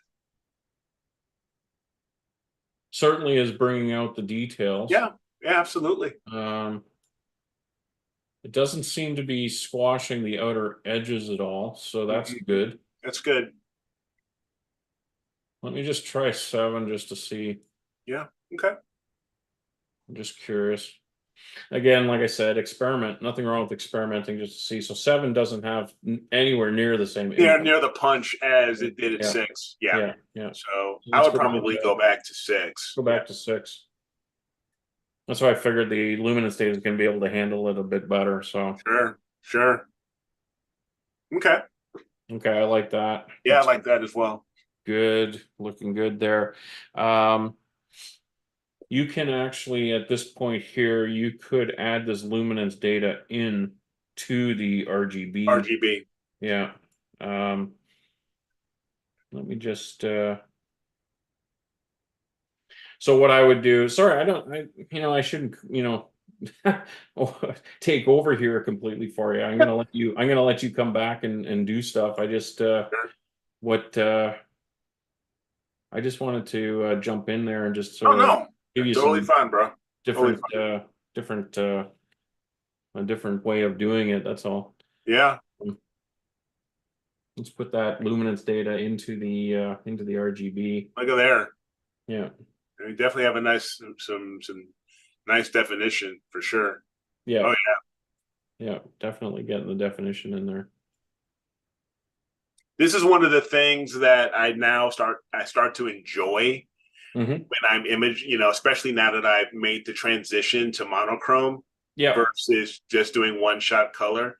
for sure. Adding that you really can pull out that, utilizing that luminance, you can actually really start to see Yeah. how impactful that luminance channel is. When you shot this, did you shoot more luminance or did you keep it I, equal? I did. I think I shot more luminance. Okay, and I can see that. I understand that because your color data isn't as strong Mm-hmm. as the luminance is. So that makes sense. What was the amount of luminance that you shot, do you think, in terms of I believe hours? it was around 12. 12 12. hours? Yeah, I think so. I think it was like 8 hours of RGB and 12 of luminance, if I'm not mistaken. I'll have to look it up. Oh, oh, you've I'll have got to look 12 it of up. luminance. Oh, okay, interesting. Okay, okay, okay. All right. Yeah, when you shoot Galaxy, especially like these ones here, Mhm. again, like I said, you want to double up that data as much as you can. So, Sure. getting more color data is going to help you in terms of bringing out those colors in the Galaxy. Uh-huh. And One and thing that I am gonna do, because I'm looking especially at the Spiral Galaxy here, Mhm. is I'm going to revisit the Draco trio and also start throwing in some HA. Yeah, yeah, definitely, yeah, because there's little nuggets of HA in there that you Yeah, could make. absolutely. Yeah, definitely, if you want to shoot that as well. Yeah. What I would do with this data, this is a great start. There's nothing wrong with this data. It's great. Right. But what I would do is I'd add. You've got enough luminance data. What I would do Mm-hmm. is I go back and add more color data to Color it. data. Take more RGB Sure. data, Mm-hmm. and that's going to help with your colors and reduce your color noise issues as Gotcha. well. Because right now we're really having to push things with the saturation in order to get those colors to pop out. Yep. So the more data you have, the easier that's going to be. We're not going to have to apply as much pressure to the Mm-hmm. color using saturation as example, Yep. which is it's going to make it look it's going to make it look better, but it's going to look more natural too, right? Gotcha. So yeah. Okay. That's good. Um, That's good. okay, so what I would do, I'm going to let you take over again. Okay. So we've added the luminance into the color channel at this point. Yep. What I would do is myself, I don't know what you would do, but myself, I would look at the star image now, Mm-hmm. and I would work on that a little bit in terms of stretching it to taste and Okay. giving it some color saturation. So if you want to take over, Sure. the Now, mouse is yours. yeah. So we'll go ahead and minimize this luminance since we've already transitioned and made and done our LRGB here. Um, One thing that I have done, because this is kind of like the workflow as you can that I would go through. So I definitely want to add in the ACDNR. I'm going to move that up more to Okay. utilize, like, because I'm glad, you hopped on, because I had no idea about the lightness mask and things like that you can do within Yeah, CDNR. it's So I use that a lot actually, and it's really effective at creating masks, not only for galaxy images but nebula images too. It works really fabulous. So definitely nice. something that you want to make use of. I actually did a video on that back well, probably a year ago now, but it kind of the new old way of making masks, and it works really well. Okay. So now that we have this mask here, yeah, I would reapply it. Let me minimize this here. And I'm more of, okay, show mask, see where it is. So I will invert this guy and uh, show the mask. Yeah. So sometimes what I would do is, now when I have my mask, I was using range mask for Hmm. the longest. Now that I'm seeing this ACDNR, I really, really like how you've done that and explained that. So I think that's going to be in my kit now. Yeah. to utilize that. So I would sometimes do some contrast. Sure. So I'll just take a look at this here. Go easy on that though, because Yeah, what I would do is apply it and then see take how it looks see and how it make some looks. adjustments back off on the amount. Yep. So not too bad. So let me go ahead and apply that. Okay, not too bad.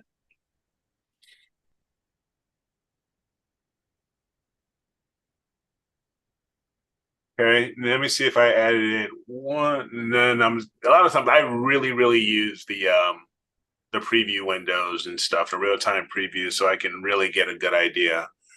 And I'll add one more. Okay, I think that's good. So See, now that that's for a tool like the local histogram equalization, I wouldn't worry about the preview, the real-time preview. uh-huh. I would apply it directly. What I would do is I would zoom in Hmm. on the actual the galaxy itself. I'd Sure. zoom in on it, apply the tool, see how it looks, reverse back one step, make adjustments if I need to, and reapply. That's going to give you your best view of what it's doing. Sure. So if we go back, I just want to go back here a couple steps. Yeah. Let me just look at the We go back to our RGB. Yep.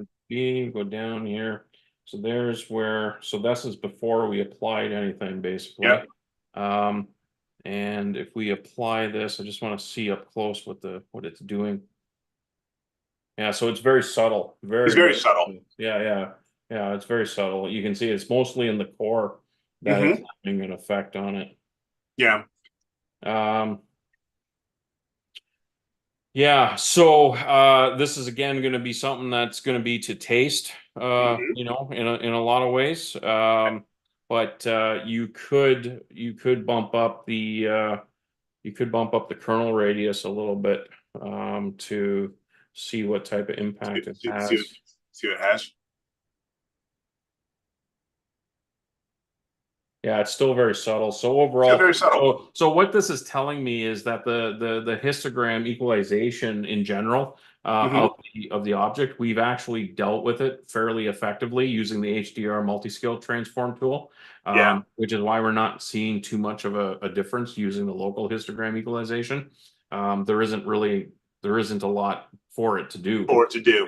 Yeah, so I would just leave it at that one step. I wouldn't apply more to it Yeah. necessarily. I'd leave it at Leave it that just the step. way it is. Because realistically, Eric, you need more RGB data for this.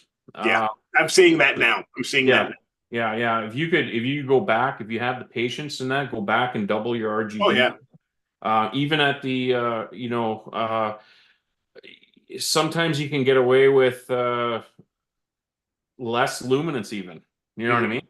Hmm. But you said how many hours of luminance was it? 12 But hours? I think I have about 12. 12 hours. So that's great. That's more than enough luminance data. But your color data is lacking a little bit. So I would definitely go back and shoot some more data and And add to that's that. why I was asking, in your opinion, what you do. And you pretty much said you do everything like the same length and stuff like that. I Like do for it pretty much the me, same length. Yeah. I hmm mean, it depends on it again, it depends on the object. hmm So if we look at something like trying to think here what would be a good one. If we look at the Iris Nebula as hmm example, I would actually shoot a lot more luminance data because I want to capture that dark dust. and dark dust. Yeah. Okay. So that's a situation where I'd be shooting more luminance, Hmm. and I would shoot a good amount of color data. Don't get me wrong. I'd still be in that 10 to 20 hours of color data, but Okay, I would shoot a good 20 hours of luminance data on top of it, gotcha. just to capture that dark dust. Now, if you're dealing with a brighter object, something like M42, say. Okay. That's a very bright nebula. Yeah. So you can get away with less in those situations. So in that regards, I would probably shoot less luminance and I Hmm. would shoot more RGB RGB. just to capture, and then obviously add in some of the H alpha too, get some H alpha on that object and that to merge everything together. But Gotcha. Yeah. So, Yeah. yeah. What I would do with this is I wouldn't apply any more of the local histogram Yeah. equalization. No, Leave it. I'm done Just, with it. yeah. Um, Um, would you do any type of sharpening with this, or do you see it needing any no, I sharp don't see the data in my data? opinion, I don't see the data holding up to Sure. sharpening. Yeah, I think Yeah. you're gonna introduce artifacts if you start trying to Okay. over process, you're gonna overcook it. Yep. Uh, just because you need a little more data to work with.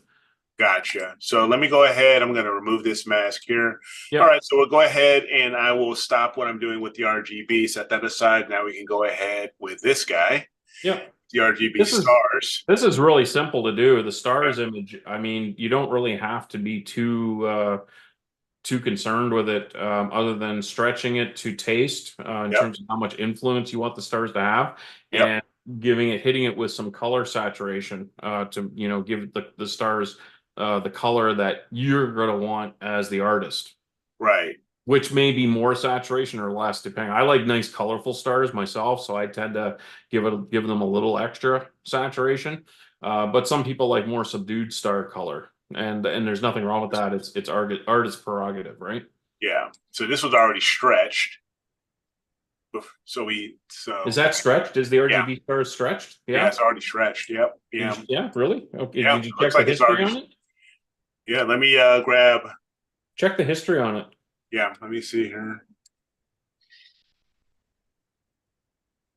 No, Okay. no, So you just this got image one. identifier, so you still have to stretch it. So you got to take your auto stretch off the stars. Yeah. Okay. No, you want to take it off. Yeah, Yeah. there you Here we go. go. Yeah, Here we perfect. go. Okay. Just close that screen transfer function. Close that.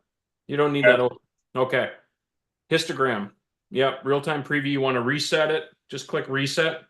Hit the track view, the check mark. Yep. Yeah, got it. Now stretch those stars to your taste. You're the artist here, so you stretch them how much influence you want. This is where Oops. you can Too far. control it. Just do it a little bit at a time. Yep.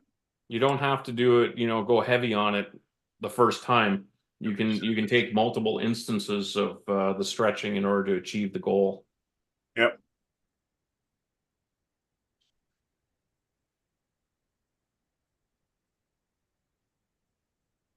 Okay. There we are. And reset.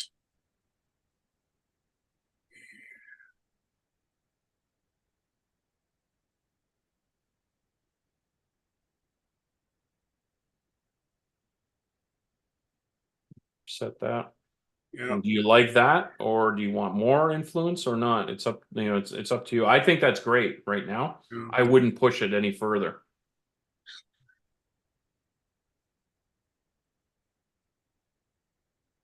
Oh. Yeah, because I agree. Because the more I'm going here, it's gonna blow this, gonna blow everything out. It's going to blow everything out, and like I said, the amount of data you have doesn't Yeah, support didn't pushing it too support it. far. Yeah. Yeah. Yep. So So I okay. would close that real time preview, close that histogram. Instagram. Um, And and I then would go to your curves. Yeah, open that up, and you can do some saturation, or either using the saturation tool or the chrominance, whatever you like, yep. whatever works for Let me you. give it, yeah, let me give this chrominance a go. I Well, really like using because that I'm always myself. using saturation. I've Yeah, always, I know. I did originally too in that, and then I sort of started migrating over to the chrominance a little more. yep. I just find it gave a little better And result. now, is there a way here for track view? Track view, you reset, right? Yep, Yep. track Okay, view. so all you're doing is stretching that up. Just increase that curve a little bit. Just take it up. Not bad. Let me close this. I like seeing it better here.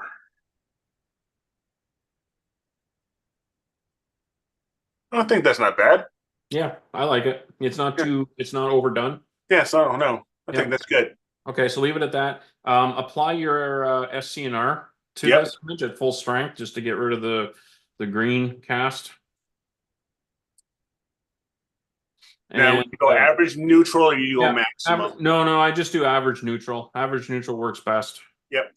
Yeah. Okay, Okay, and cool. then you can actually bring those stars, incorporate those stars into the RGB image itself at this point. Nice. So what I So do do you is, have the screen stars yep, script installed? Yeah. exactly. Okay. So All that's right. what I'll do is I'll go to Screen Stars and I go to Utilities and Yep. Screen Stars here. And I do, there's a star replacement. So I will go, the starless is the RGB, stars. Yep. Yep. And RGB stars. stars.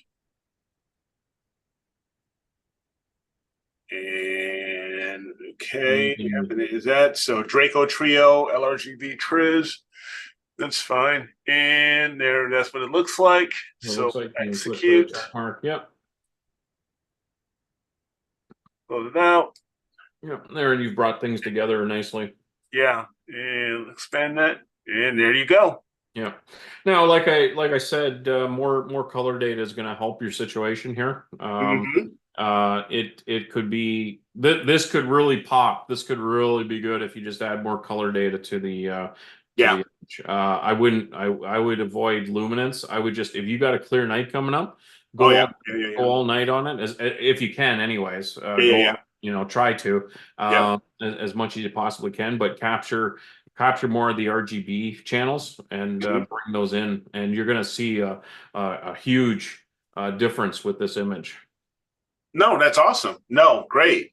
I agree with Now, someone was asking about the amment of data when using one-shot color. It was Dennis. He was you. Yeah, asking, Dennis. So what would does you it do take more regarding the time? amount Yeah, it does. One-shot color, you definitely need of you need to shoot a lot more, Yep. especially galaxies. Yep. Nebula, you can get away with a little less, but my rule of thumb for one-shot color imaging is just take as much as you possibly can, because it's only going to help. It's only going to benefit your outcome when you're processing the data. Mm-hmm. Um, and one-shot color, I mean, one-shot color, you're only using, aside from the green, you're only using a quarter of the sensor, right? Quarter So sensor. you Exactly. need more. You need more data. Yeah. You have to spend more time on the objects. And I get students that come to me with one-shot color data of galaxies. They're expecting miracles from it, and it isn't it doesn't work because they've captured 2 hours of data as example. And this is actual, real life situations where they've captured 2 hours of data and they expect it to look like these, fantastic images that they see online. It's Right. not going to happen. It just doesn't Right. work, right? Whereas if you're using the a monochrome setup, well, you're using the full sensor to capture those color channels, right? So Exactly. there's a bit of a difference there in terms of what you might need. Yep. But yeah, for one shot color, I would really, my experience, I would really go, unless you're dealing with a fast F ratio on your setup. If you're shooting through a refractor and it's sitting at that F4 or F5 or whatever, F6, definitely go long. Definitely try to get that 20 to 30 hours in there Okay. with the one shot color. Yeah, that would be my recommendation anyways. Gotcha. So let's go back here. There was And I would agree with Tarek too that narrowband data is easier to process than broadbanding in general. Yeah, yeah, I would definitely deal. Yeah, I would agree with that. okay. And Beatrice is right too in saying that galaxies are more difficult to process than nebula. Yes. That's extremely true as well. And I find that in my experience, galaxies. I come back to data, the amount of data. Galaxies require a lot of data in order to make them uh, pop, Yeah. bring out those colors, and to deal with the noise situation that you incur when you're shooting galaxies versus Josh nebula. is even asking, what can you do any kind of luminance enhancements with just one shot color data? Yeah, you can extract the luminance, you can extract the lightness from the one-shot color data, and you can work on it independently and enhance it how you would like to. There's a multitude of different ways you could approach that. Probably, we don't have any one-shot color data right now to work with that Right. demonstrate that, but yeah, definitely. What I would do in that situation is I would be processing the one-shot color data, but at at a certain point, I would extract that luminance or the lightness, sorry, and work on it independently and bring it up, ramp it up a bit, and then reincorporate it as we did when we added the luminance into the RGB data with this data set here. Yep. If that makes sense. Hopefully I explained. No, yeah. Yeah. It makes sense to me. Hopefully, yeah. Josh, hopefully that makes sense for you as well, man. So definitely. Yeah. One of the things for me is that for my planning that I use, because you're talking, when you're mentioning, adding more data, looking at good times for data, like if you have clear skies and things like that. Of course, I use Astropheric and stuff like that. But I also use Sky Tools now. I was thinking when you said about planning, I was thinking about that Sky Tools. I actually I was actually supposed to do some work with Sky Tools in terms of using it and reviewing it. And I haven't done that yet, unfortunately. And I need to get back to that. I need to reconnect on that and look at that, because that is an excellent tool, I think, it is for planning your imaging and getting the most value out of your imaging time. I need to sit down and look at it and see how best I can utilize it, and also translate its usage into a video that would help others be able to use it as well. So yeah, I completely forgot about it. I got so many things going on that I can't keep track of everything sometimes. I don't know about anybody else, but I overload with things to do. So unfortunately, Sky Tools went on the back burner, not intentionally, but they did. And when you were talking about planning, it just sort of reminded me about it. So I got to get back on that and have a look at it. And so, I'm doing a search here, and I'm going to add this to my list. Okay, cool. So done there. And I just want to make sure. Info, Draco. Okay, so if I drag it over here, my Sky Tools. Yeah. So here's my Sky Tools. I haven't. I don't know why I didn't do this with this particular target, but normally I have been creating schedules for them. And so here is NGC 5982, which is part of the Draco trio. Yep. And what I would do is, as you can see here at the very top, I have my imaging system. Yeah. My location, I'm using the F7 focal reducer, and I can choose my list of filters that I would use. Right. So if I go to example, right now, tonight, we can see where the moon is. So this isn't the ideal time. However, say if I fast forward to, say, the 30th, we now see that the moon is out of the nighttime range.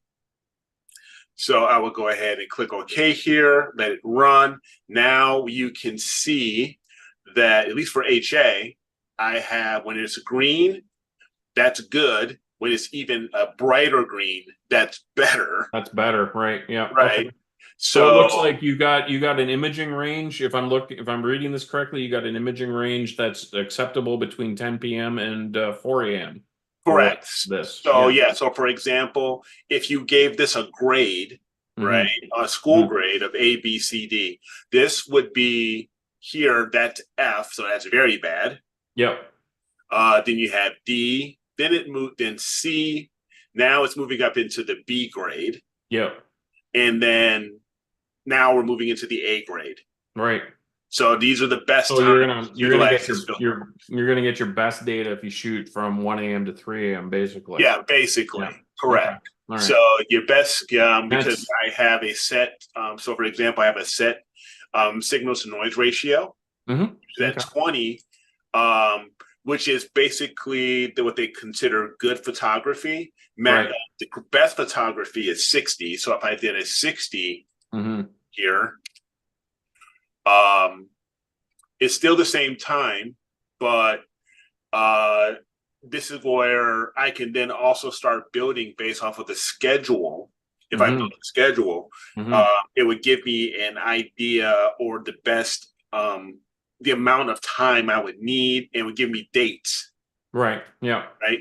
That Now, would how be does really the good. how does that grading there for when you are imaging, what the best time to image is? This is for the H alpha filter. How does that change if you switch filters? Well, and then once I switch, if I switch filters, so I usually would do a schedule for each filter.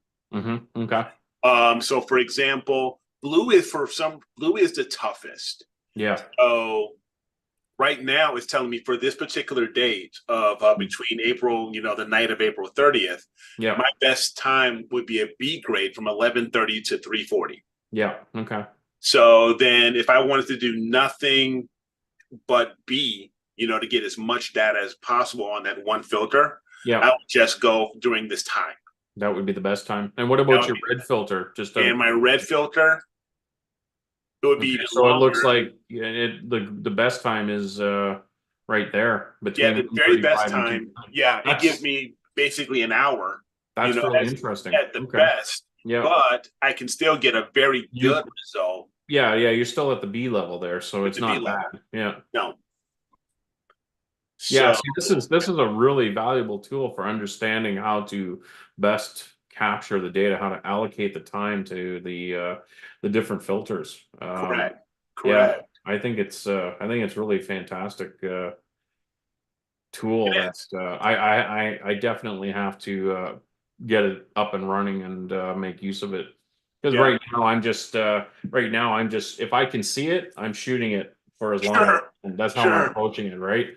So Right. this is gonna actually probably make things a lot better because there on a particular object, there's gonna be a time to capture the best possible data. Hmm. And it might be valuable to capture that data for that specific object, but also um, switch targets and Yeah. capture the best possible data for another target Well, and another just target. yeah Exactly. start building your data sets in pieces Hmm. as you go along instead of trying to do one object all night long that maybe has inferior data Yes. overall Yes. versus breaking it apart and Yeah. capturing what the best filters are to capture in a given time and day. Right. Yeah.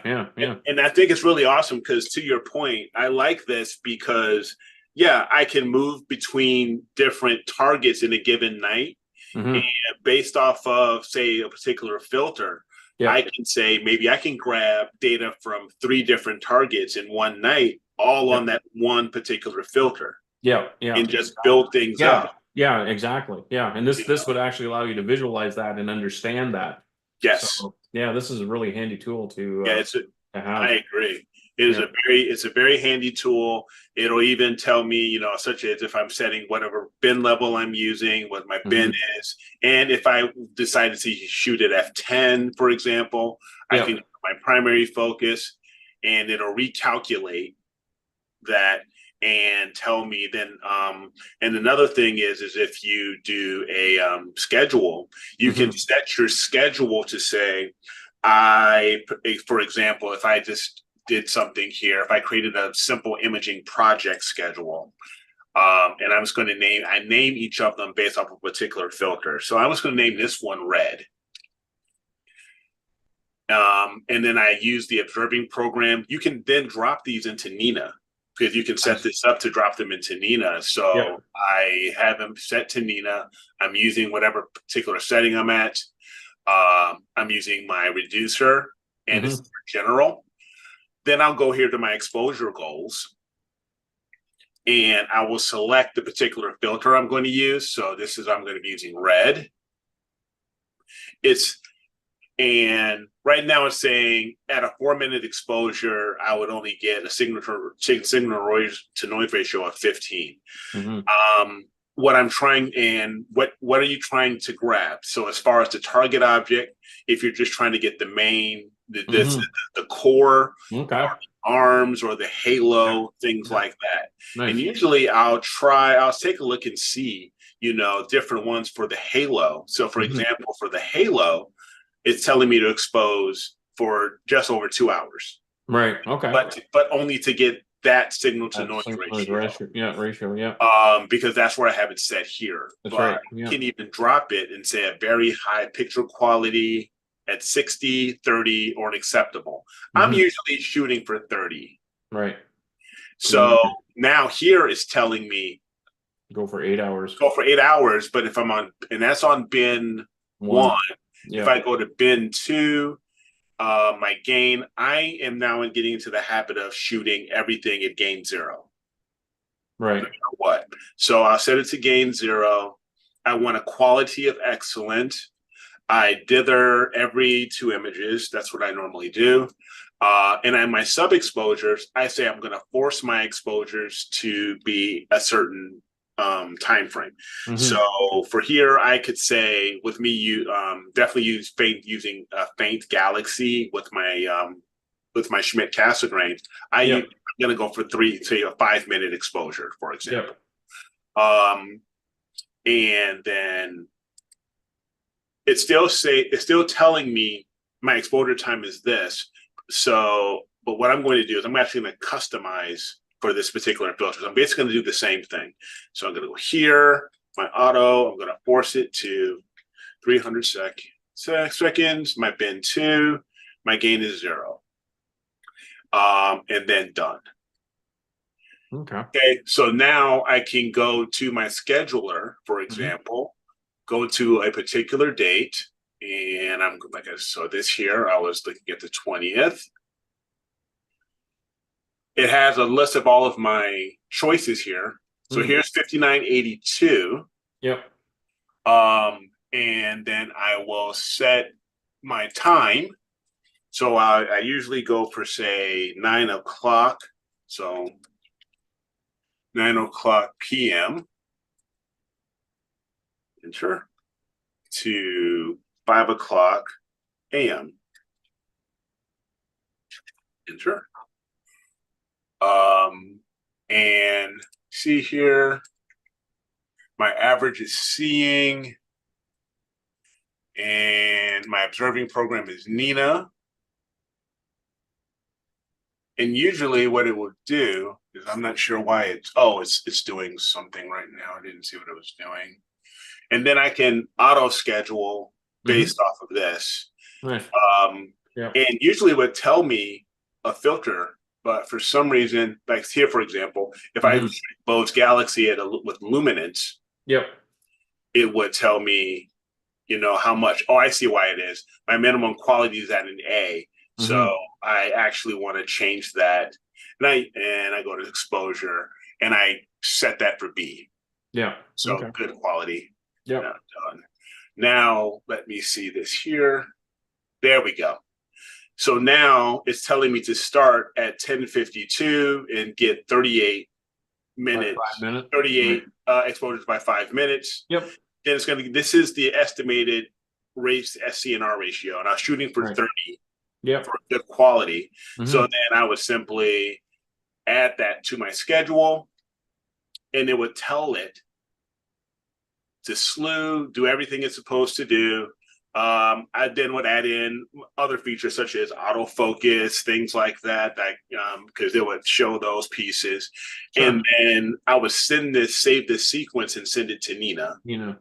Okay. And then it would launch. Yep. So, which is really nice. Yeah, no, it's great. No, it's a fantastic tool. I'm really, like I said, I'm really looking forward to getting into it and understanding it better and that. But this is a great overview that you just did and how to utilize it and whatnot. Do you normally shoot your color data? Do you normally bin it by 2 or? With the Schmidt Cassegrain, yeah, I usually do everything 2 by 2.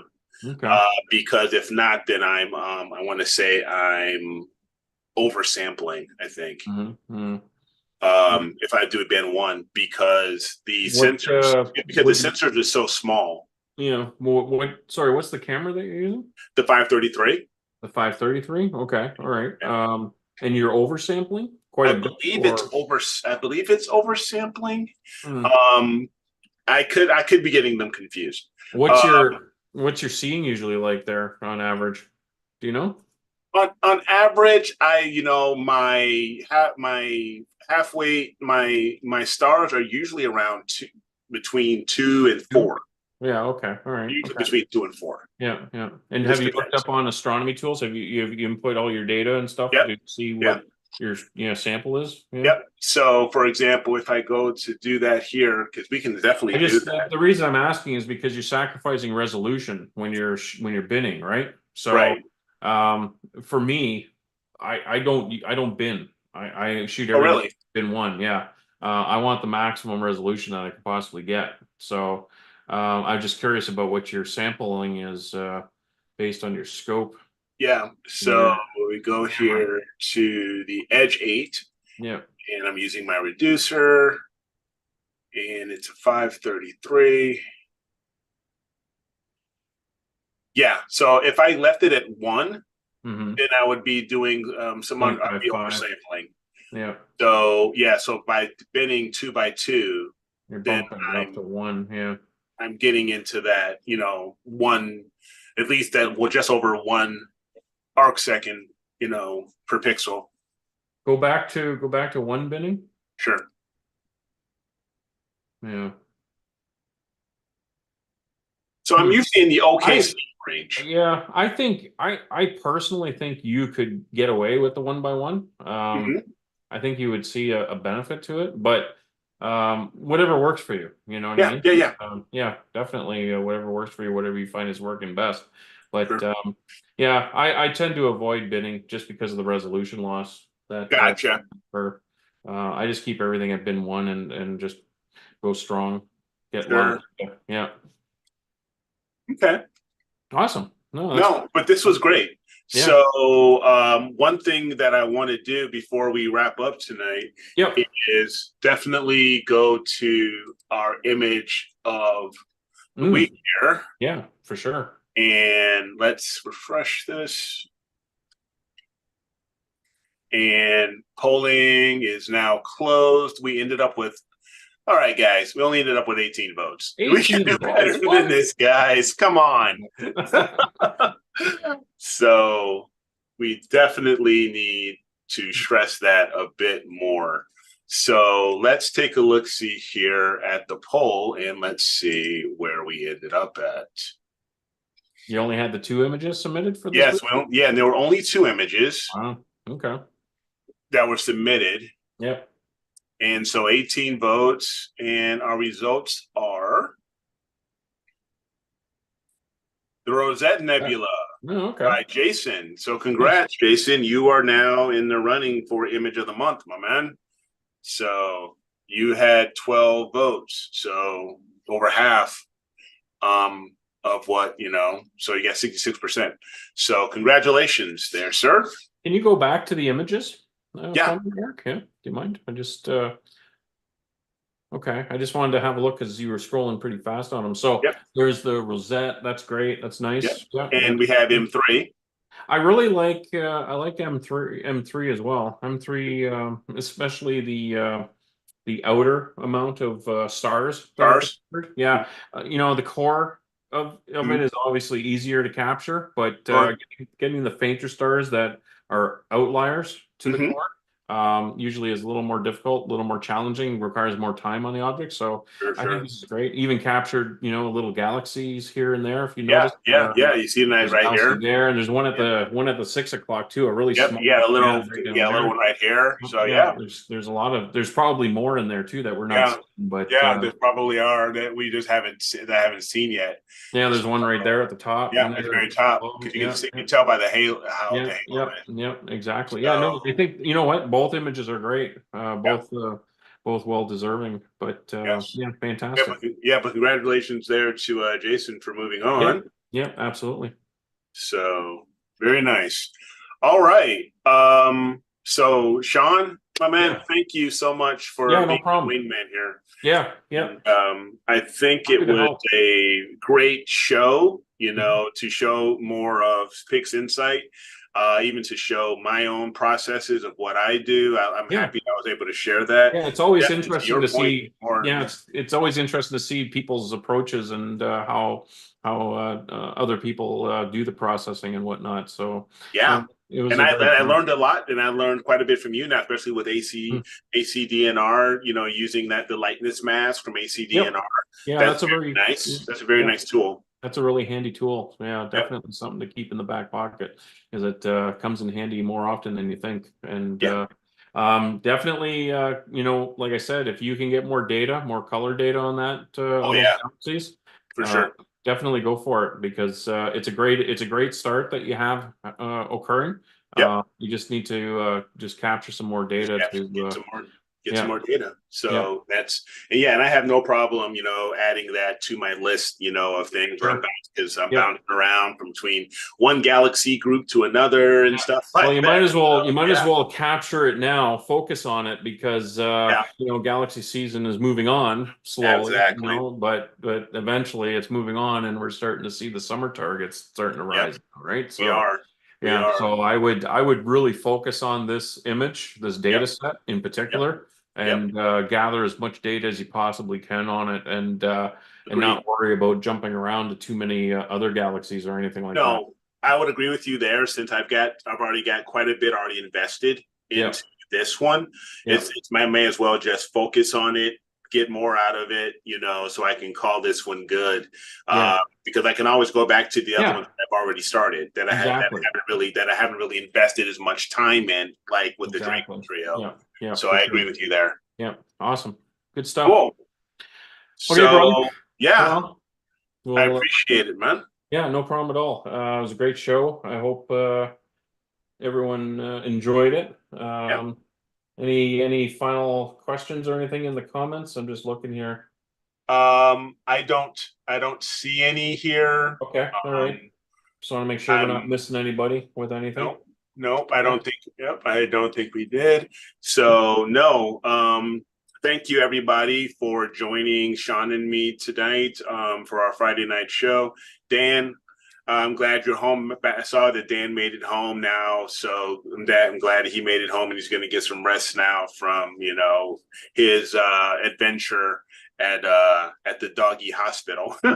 So Mhm. yeah, but thank you everybody for joining. Really appreciate it. Hope you gathered some really good and valuable information from the walkthrough that we did from Pix Insights and everything. Don't forget to submit your upcoming photos for the now May 3rd show. So don't forget to go ahead and do that. Astroworld, astroworldweb.com/IOTW. You now have an opportunity to get your photos in and compete for a $400 Astroworld TV Astroworld Telescope, rather, gift certificate, courtesy of Sean Nielsen here and Dan. Yep. So So something to really shoot for get for your this. photos in. Yeah, definitely shoot. Something to shoot So for sure. Yeah, yeah. yeah. So any final thoughts from you, Sean? Not really, to be honest. I always get stumped on the final thought one. Dan does it to me. I have nothing to say. uh, Yeah, hey, it's just you know what? I really enjoy coming on and joining you guys in general and stuff like that. And tonight's show has been fantastic. I appreciate you sending me a link and letting me pop on and like you said, be your wingman and whatnot. And I hope everyone enjoyed it. yeah, yeah, totally. So that's it for tonight's show. Really appreciate it again for everybody joining us. Have a great weekend. And don't forget, as Dan always says, keep imaging, keep educating, and clear skies. And we will see you guys Wednesday. So take it easy, everybody. Okay, bye bye. Bye.